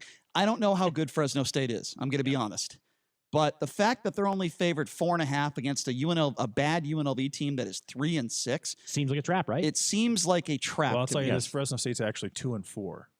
So they're not very good either. But who'd they beat though, JD? That's a question. Actually, or maybe they're worse than UNLV. They're worse than you. So would you lean towards UNLV? I capped this game a little bit. Fresno State doesn't. UNLV turns the ball over like mad. They don't play well offensively. Fresno State typically plays good defense. They probably have a better coach than TJ Otzelberger at this point. This is a pass for me, but I would look more so at Fresno State than UNLV. I'd probably look at Fresno State money line, but again, it may be something I would consider in like a 3 or 4 team parlay. My only concern is that Fresno State, who have they beaten? That's my big question right now. Was it like the likes of Cerritos College and places like that? I don't think they lost to Texas State though. So quickly before we go to break, and coming up next, we're going to be talking about Donald Trump and his antics on his golf courses. We'll explain what that means coming up next. But I do want to mention this real quickly. I've criticized a few articles in the Review Journal and the Las Vegas Sun over the course of the last week or so in regards to the firing of UNLV head coach Tony Sanchez. Ed Graney from the Review Journal made a statement saying that Tony Sanchez did everything here but win. Absolute buffoonery, ridiculous statement. And Ray Brewer, I spoke a little bit about his article, the Las Vegas Sun, where Ray pretty much said that don't let the 19-40 record fool you, and that he has done nothing short of a phenomenal job. Unlike Ed Graney, I did have a brief text conversation with Ray Brewer. It was very respectful, and we had a good talk about it. You can like somebody, and I like Ray Brewer. He's a good guy. You can like somebody, but criticize their articles. Okay, but maybe Ed Graney from the Review-Journal just doesn't understand that. But well, look, I know we're short on time here because we're going to take a quick break. But you know, you understand, I do have a relationship with Ed. I did a show with Ed for a number of years, and I like Ray Brewer. I think Ed is also a good guy. We can also disagree though, as far as aspects of sports here in Las Vegas, and there are a lot of times where I disagree with what Ed puts out there. As far as his articles and stuff. There are some people in this town that believe that you cannot criticize them. There are people in the media that think they are on high heaven and that they know everything about hockey, even though they've never covered the NHL before the Vegas Golden Knights, and they kiss the ass of UNLV. But anyway, we got to take a break. But I wanted to say that about Ray Brewer. We had a nice conversation yesterday. Coming up next, do you think it's okay for Donald Trump to tear up his golf course? I'll explain what that means, and we'll take your calls. Coming up next, you're listening to the Vegas Take. Shopping for a car? Centennial Toyota's got you covered. We've cut your shopping time in half. Introducing Centennial Toyota's Express Car Buying. Just go online to express.centennialtoyota.com. With our Express store, you can search all the cars, trucks, and SUVs in our inventory. That's over 800 new Toyotas and pre-owned vehicles from every brand. Or configure your dream car, and we'll find it for you. We make it easy to see our best pricing up front. Select your payment options. Get an instant cash offer for your trade-in. And ask questions to our online concierge. Complete the entire transaction from home in a matter of minutes. Then you can pick up the vehicle at the dealership or have it delivered directly to you. Your car will be ready to go, in and out in less than 30 minutes. It's that easy. Try Express Car Buying at express.centennialtoyota.com and come test drive all your favorite vehicles at Centennial Toyota, conveniently located on North US 95 and the 215 Beltway. Looking for that perfect new piece of furniture for your home? A New Concept Furniture is the place to start and end your search. They'll beat any price on the internet, and they're here locally, so you can feel what you're buying first. Go to A New Concept Furniture today at 4255 South Grand Canyon to see for yourself the slick, modern, shiny store that mirrors our shiny city. A New Concept. Check out their showroom or call them at 702-570-2240. That's 702-570-2240. Wherever you are, 101.5 FM, 720 AM KDON, the talk of Las Vegas, is with you. All the news you need, Facebook and Twitter feeds all in one place. Plus KDWN streaming 24/7. Download the KDWN app from the App Store on iTunes or Google Play. 101.5 FM, 720 AM, the talk of Las Vegas. SportsX Radio Nation, what's up? It's Ken Thompson, host of SportsX Radio, reminding you to catch me at my new time, 8 to 10 p.m. for all the local Vegas sports coverage, plus the national scene as well. That's SportsX Radio on the new 101.5 FM, 720 AM, KDWN. Hi, Doug Basham here. Join me Saturday afternoons from 2 to 4, and I'll tell you what your conservative, corporate-controlled, right-wing propaganda hate media isn't. You're welcome. That's Saturday afternoons, 2 to 4. Be there. There are lots of ways to be a kid. My way is to take a road that's not easy. So it's a good thing I'm an adventurer. That's why I'm going to be a Cub Scout, because scouting will guide me to really big things. So scout me in. The Las Vegas Health and Fitness Chamber, a nonprofit organization, offers many membership benefits to both business and individuals. Reach us on Facebook, Twitter, LinkedIn, or on the website, vegashealthfitnesschamber.com.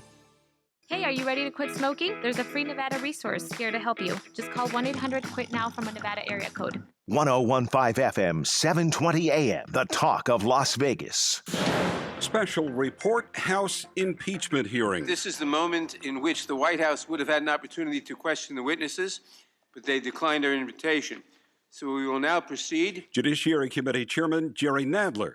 Legal experts are weighing in on the impeachment of President Trump, including Pamela Karlan of Stanford. If we look hypocritical about this, if we look like we're asking other countries to interfere in our election, if we look like we're asking other countries to engage in criminal investigations of our president's political opponents, then we're not doing our job of promoting our national interest in being that shining city on a hill. George Washington's Jonathan Turley. Impeachments have to be based on proof, not presumptions. That's the problem when you move towards impeachment on this abbreviated schedule.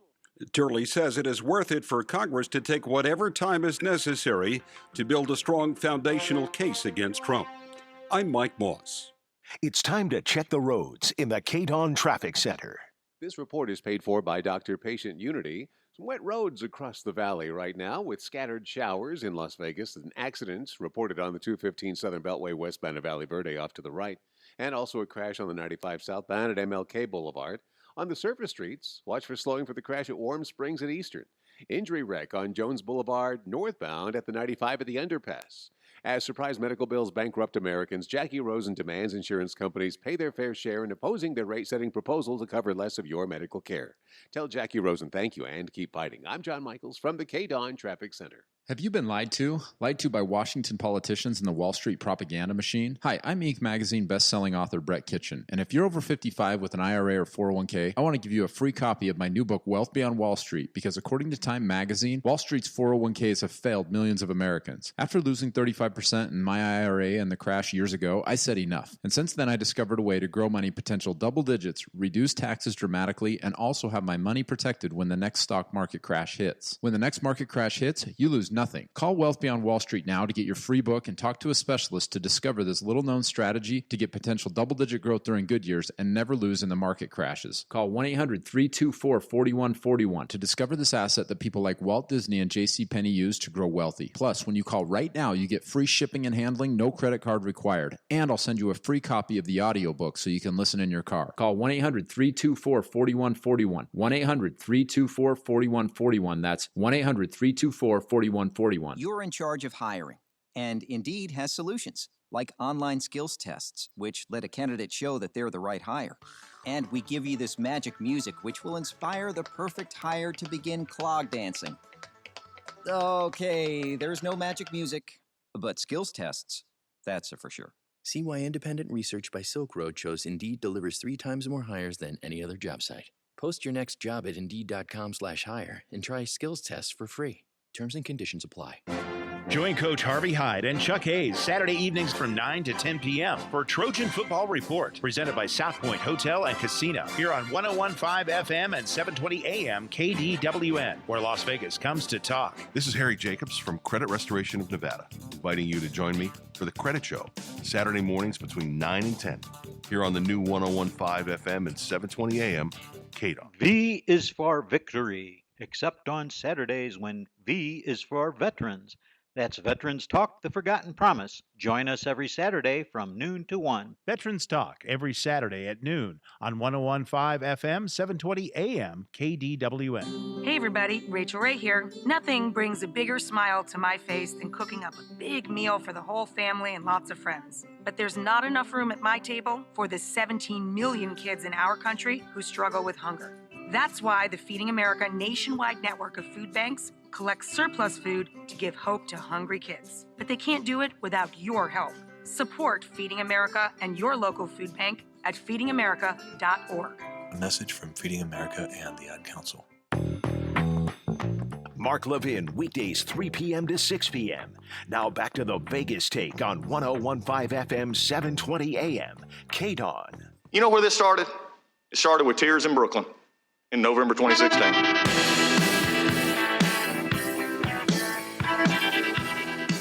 All right, welcome back. It is the Vegas Take, Sharp and Shapiro. Yeah, speaking of the impeachment inquiry phase 2, we will certainly review and go over everything that has taken place thus far today. Tomorrow, also continuing the discussion in regards to George Zimmerman and suing the Trayvon Martin family for $100 million. Also, President Donald Trump making big cuts on food stamps, and it's affecting it will affect many families right here in Las Vegas and in the state of Nevada. We'll get to all that tomorrow. Also, Mike Babcock from TMZ Sports will be joining us tomorrow as well. So we've had this discussion this week in regards to Donald Trump and golf, and it started as this.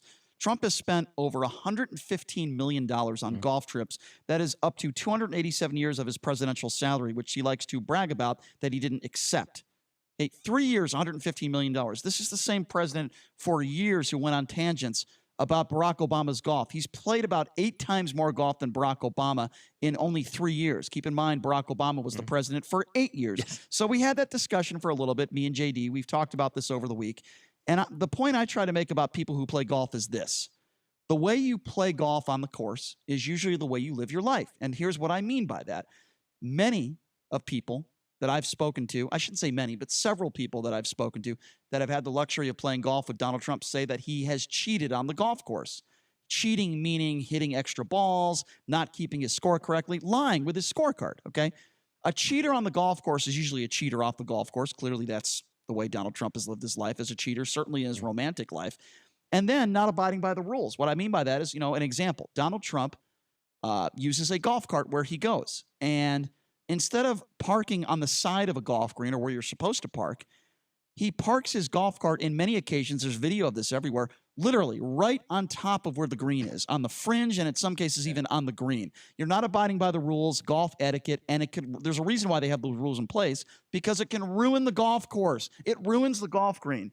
So I got into this debate with JD, and JD, I don't want to put words in your mouth, but you seem to think because Donald Trump owns the golf course, he has the right to do whatever he wants to. Please explain. Yes, if you own something, you can do whatever you want to it. If he wants to destroy his own greens, if he wants to do cookies on his own green, that's fine. But there will be repercussions, most likely, because there's members there. And if they don't want to golf, they can go golf elsewhere, as the very, very eloquent and esteemed Gary Stein, Jason Stein, our producer's father, had just recently sent him an email. We put out a poll, and then, Chris, I want to get your thoughts on this. We put out a poll on the Vegas Take Twitter page. It says, if you own the golf course, can you do whatever you want, or no, you can't? No, you can't got close to 70% of the votes. Do whatever you want, around 30% of the votes. So the majority of our listeners do agree with me. Chris, what do you say to this? Okay, so I have to say, after listening to the very intriguing banter back and forth between JD and Brian the last couple days on this subject, the first thing that came to my mind, and I'm sure it came to the minds of all of our listeners, as well as Campaign, as well as Stein, and as well as Johnny, okay? When I heard this banter back and forth between you two on this subject, this is immediately what I thought of. Mr. Madison, what you just said is one of the most insanely idiotic things I have ever heard. At no point in your rambling, incoherent response were you even close to anything that could be considered a rational thought. Everyone in this room is now dumber for having listened to it.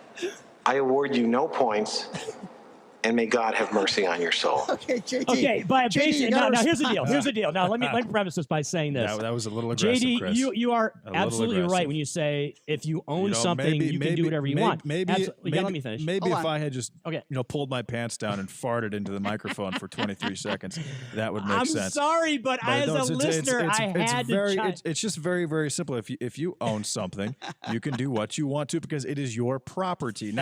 Now let me respond to that. If you own a car, can you set it on fire in public? No. But if you own a golf course, you can do cookies. You could take I don't even know, a McLaren and go from the tee box and drive as fast as you can to the green and just destroy it doing 150 miles an hour. It doesn't make a difference because you own it. Is it an intelligent decision? Of course not. It's a horrible decision. It's a bad business decision unless you just have a golf course that you don't actually don't have any members at. All right, we'll see if anybody. All right, so look, I need to respond to this.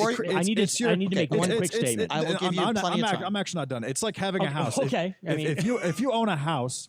Well, I mean, after that, ridiculous audio. That's what I thought. Which was a bit over the top. Maybe had I, I didn't say it. It was a movie clip from Billy Madison. Maybe had I talked into the microphone and said a couple of words in 10 different languages for 3 minutes that made absolutely zero sense whatsoever, and then followed it up by some over the top onomatopoeia, that would make some sense. But in this case, if I owned a house, I think you pissed JD off. Right? If I obviously did. I'm not mad at all. But if I own a house, I could take a sledgehammer and smash my house 100%. all I want because it's my house, it's my property, and I don't see how that's hard to comprehend and or understand. Well, it's not about comprehension. It's just the conversation went from the point that Brian was making regarding Donald Trump and regarding any golfer that cheats, how it can lead into how you handle the rest of your life, and then you turn the table. Well, you gotta let me finish. So you turn the table and say, oh, yeah, you own something. You have the right to destroy it if you want or do whatever you want with it. By that rationale, I own, let's take, for example, I own an amusement park, okay? And I decided 2 o'clock in the morning, me and 10 of my hoodlum buddies, we're going to get drunk and we're going to go destroy the roller coasters, we're going to destroy the rides and destroy everything, all the shit, you got to let me finish, okay? and we destroy everything in there. Okay. And yes, it's not a great business decision. And you made the point. Well, you also made the point that, well, if the guests don't like it, they can just leave and go to another club. That kind of defeats the purpose of your argument. You're running a business, right? The whole point is to add people to your club, not make people leave. Chris, I don't really understand the rationale as to why you would make that point. If you own Wally's World or Wynn's World, we'll call it Wynn's World. Yes, my amusement park that I went and just destroyed all the roller coasters. And you wanted to destroy the rides, and you tried to get insurance money for it. And people say they don't want to go to that. That would be insurance fraud. Okay, can I put in my 2 cents here? Like that. No, actually, you're split. But you're getting in the weeds about other things. We're talking about a basic point. I wanted to sing a Christmas song, and I wanted to go on a 20-second rant and sound like a Tibetan monk, because that would actually justify the audio that you just played, Chris. No, look, the point that the general point, I guess, that you're making, that if you own something, you can destroy it. I guess that would be true, right? But there has to be a method to the madness, a reason why you're making that argument, JD. You're making an obvious, JD. You're making an obvious statement that says, "Oh, if I own it, I can just torch it, or I can destroy it." That's why I guess you can. That's why this is so simple. You have to ask the question: why would you do that? Let me put my 2 cents. And that's why for somebody that has played golf his whole life, I would imagine I've played 100 times more golf than both of you guys. I'm not saying that makes both of your opinions not credible. Easily. But with that being said, I've been around country clubs, and golf is a very snotty sport. But with that being said, if you're a greenskeeper or somebody that works on a golf course, you work your ass off to maintain that golf course and to put it in the best shape possible. I remember I was playing a golf course when I was a kid. It was called Pottapog Country Club. It's in Connecticut. You can look it up. And I played there with my family. It's a beautiful, beautiful golf course, right? Greens were fantastic. Somebody got arrested in the middle of the night. Somebody stole a golf cart, and they decided to do donuts on one specific golf green. I believe it was the 8th hole. I remember I was 13, 14 years old.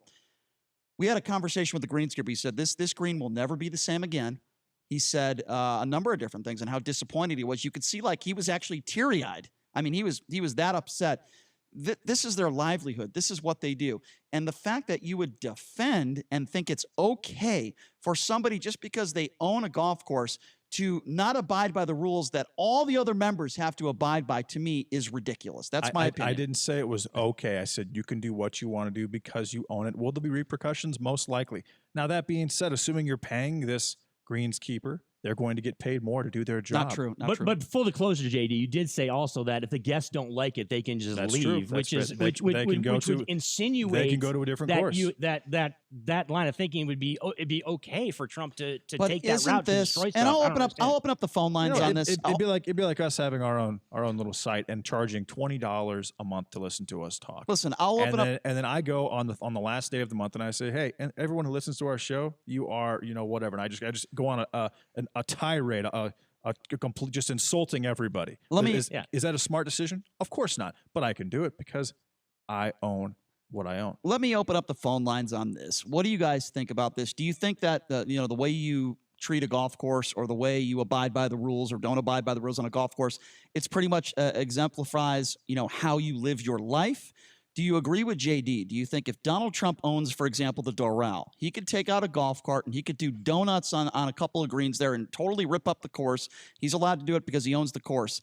And you're okay with that? Or do you agree with me and Chris, whereas, this is Donald Trump? But see, to me, and by the way, the number is 257-5396, 702-257-5396. To me, this is just another example of Donald Trump and having yes men around him his whole life. I don't think Donald Trump, besides maybe his father, who made him very insecure, clearly, I don't think Donald Trump has had many people around him in his life that had said, no, Mr. Donald, you can't do that. That is not acceptable. Donald Trump has not had people around him his whole life that really have said things like that to him. He thinks that he can do whatever he wants to. He believes that the rules do not apply to him. And this is just another example, in my personal opinion, of Donald Trump not thinking about other people, putting himself first because he is lazy pig who can't walk 10 or 15 feet from a golf green to the cart, and he is so lazy.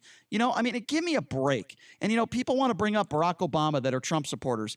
People want to bring up how Barack Obama did this and did that, and he ruined the country. Can you please show me a clip where Barack Obama is driving his golf cart on a green. Can you please show me a clip like that where Barack Obama complained about other presidents playing too much golf? Because, by the way, that is what Donald Trump did for years, including even when he became president. He said it, quote, I'm going to be so busy, I'm not even going to have enough time to play golf. The guy has cost taxpayers $115 million. And guess what? Part of that money is going in Trump's pocket. You know how? Because when he plays his own golf courses, all the security and the people that are around him are eating meals at his golf courses. They're staying at his hotels. Capitalism. No, that is not capitalism. That is abuse of power. No, it's not. And when you're the president, that is the definition of capitalism. Absolutely not. And when you are the president of the United States, you are not allowed to make money off of your presidency. And that is exactly what the president is doing. You're wrong, JD. That is making money while you sleep, my friend. All right. And by the way, it has been established, right, guys, that Donald Trump does cheat in the golf course. Because I believe, Brian, you did interview Oscar De La Hoya, and Oscar De La Hoya pointed out that he has cheated on the golf course with him when he's played rounds. So immediately I think of Judge Smales from Caddyshack. You guys saw the movie, right? Yeah. Where Judge Smales is walking along the course and he's kicking his ball to get a better lie. 257. I also thought of that, Chris. 257-5396 is the number to call. Let's start off with Johnny. Johnny, go ahead. Thank you for that call, Johnny. We appreciate it. Perfect. 257-5396. Let's go to Mike. Mike, you're next on the Vegas Take. Go ahead. What's up, Mike? How you doing? Good. I'm sorry. I wanted to first say the gentleman made the comment about Trump parking it on the fringe, and that's a bad idea, and also that he lies playing golf. Yep. I think you should testify in front of Congress because you don't got a bunch of information about Trump as they do. They said he's just not a nice guy and he's a jerk. Mike, would you like to hear some evidence? No. Hold on. Stay on the line. I will let you make your second comment. There is video that we will post on the Vegas Take page today. I have video. It's called evidence, Mike. I saw it with my own eyes. It's a video of Donald Trump taking one of his little carts out there with his big body and parking it on the fringe of a putting green. No, he's talking about cheating. No, but Trump got highly criticized for the clip that Brian's pointing out. Hold on, Mike, you seem to have a problem and you don't think I know Donald Trump's golf habits, okay? If it's just hearsay and you want to have a debate about that, that's fine. We can have that debate. He also knows his bathroom habits. But I do know that his habits on the golf course, based on video that we've seen, is that Donald Trump does not abide by the rules and he drives his cart on the fringe of a putting green. And if I saw you or anyone in this studio do that, I would call them an a-hole and they should not be on a golf course, Mike. So that was my own eyes that saw that. I'm not making it up. Go ahead. Yeah, so I contest that what you're saying is true, and I think he's an a-hole for doing that as well. Just let me say that. So well, we agree, Mike. We agree. Yeah, but my point is that with this whole impeachment inquiry, there's really everybody's just talking about what they think Donald Trump is and what they think he does and how he acts. But remember, hey, if you like your insurance, you can keep your insurance. Remember that one? What does that have to do with the impeachment inquiry? inquiry? You're equating Donald Trump and his golf game with whataboutism with Congress? That actually negatively impacted millions of Americans' lives. Okay, Mike. So you're saying because you I would say it's much worse. Okay, let me respond, Mike. So you're saying that because you disagree with a misinformation, or even if you want to call it a lie that Barack Obama said, that makes it okay to withhold aid with a foreign entity to dig up dirt on a political opponent. So you're saying because Barack Obama said that, you're defending Donald Trump's behavior? Is that your position? No, absolutely not. First of all, Zelensky said that he didn't have any knowledge of the withholding, no quid pro quo, et cetera, et cetera. So there's not one person that knew that he was holding the aid back. Okay, yeah, not true. Zelensky's a real authority when it comes to the United States and how we feel about the impeachment process. Let me ask you a question, Mike. What about Sondland and his testimony and meeting with Rudy Giuliani, Donald Trump's personal attorney? What about Purple Heart recipients? What about Vindman, someone who has shrapnel in his body that served this country honorably and risked his life? Do you want to discount their testimony too? Well, I mean, let's get back to the golf. We could go through all that, but No. Don't change the subject. I just asked you a specific question. I asked you about Sondland and his testimony, who said that there was a quid pro quo. By the way, a guy who donated $1 million to the Trump campaign. And then I asked you about Vindman, a Purple Heart recipient who has put up his life for this country and served honorably. You couldn't make up a better resume. Are you discounting their testimony? It's a yes or no question. Yes, I am discounting their testimony. Okay, well, that's ridiculous. So he's discounting their testimony, and then he engages in whataboutism with respect to Donald Trump and golf I will say and this, the Congress and the impeachment process. My mom, she worked for a small business went during Obama's presidency, and her insurance, she was told it would stay the same. It went up 300%, Chris. All right, so I've 300%. So that actually negatively affected millions and millions of Americans, and basically destroyed small businesses. That is much more. To me, that's much worse than what's going on with this impeachment inquiry. And that being said, for all the Trump supporters that are listening, Rudy Giuliani right now, as we speak, is in Ukraine creating a documentary to debunk the entire process. So look out for that. We'll see. Yeah. Also look out for the fact that the FBI is investigating Rudy Giuliani now for criminal activity. Let's look out for that also. 702-257-5396 is the number to call. Let's go to Dale. Dale, you're next on the Vegas Take. We were talking a little bit about golf, Dale. What do you think about Donald Trump owning golf courses? Should he be allowed to rip apart his golf courses? What's up, Dale? Hey, good afternoon, guys. Honestly, I mean, I think it falls back to if you own it and it's yours, you can do whatever you want, because it's like somebody telling you how to act inside your home and how you're supposed to keep it clean. If it's mine and I want to trash it and it's going to come out of my pocket. Dale, I understand. Exactly. Dale, I understand your point, but here's where I disagree with you.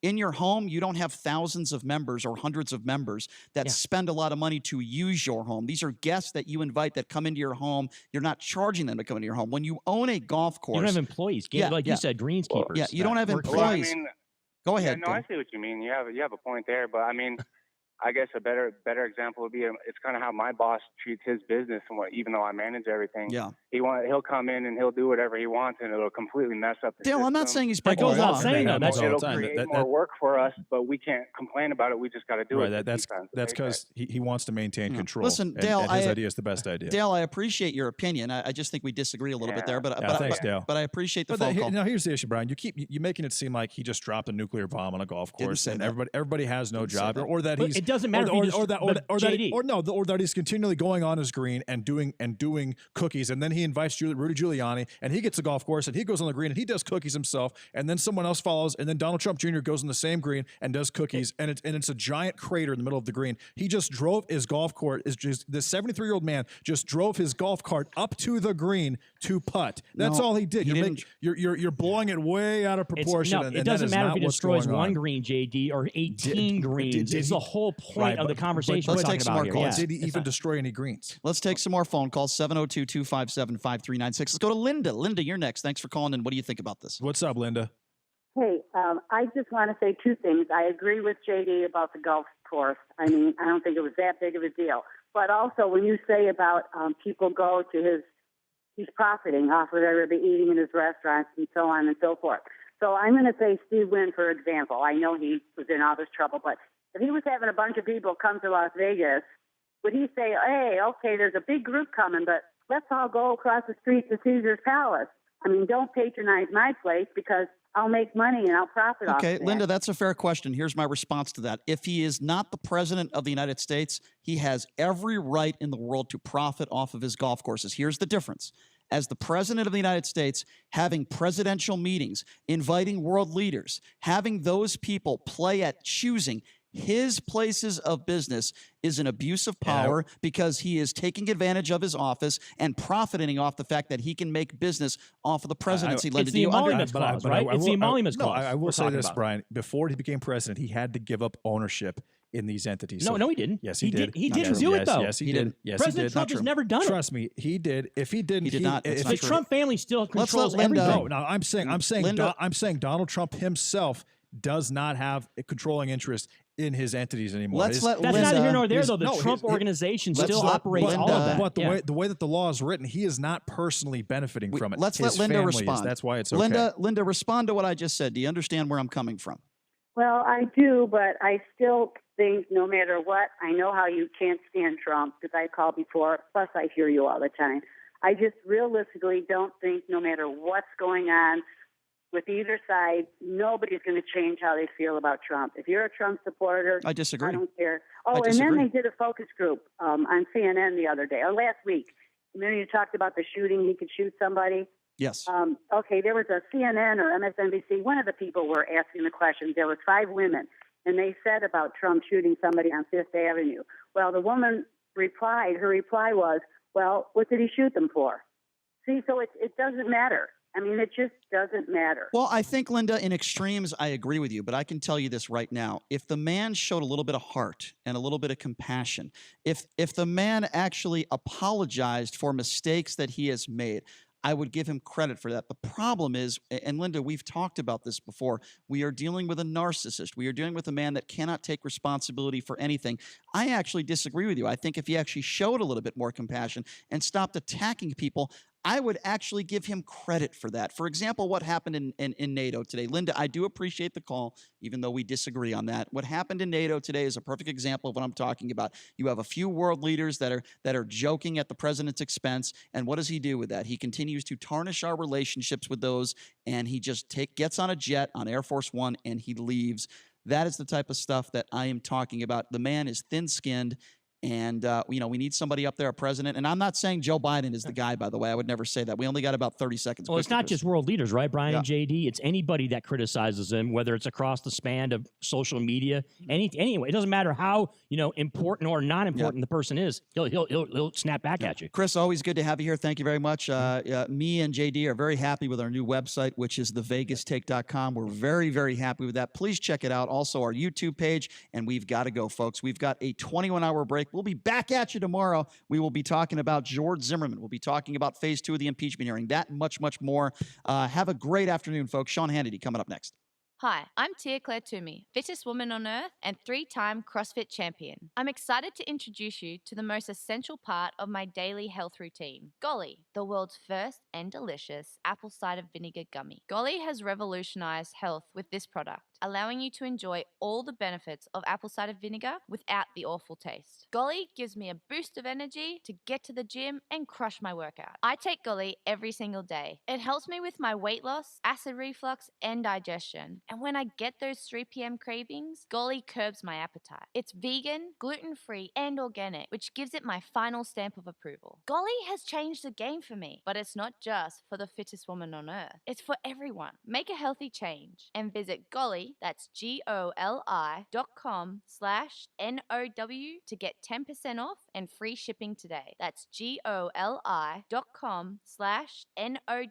to get 10% off and free shipping today. Parents, you always say you want what's best for your children. If that's the case, then you should be bringing your kid to Infinity, the Math Institute, where every student earns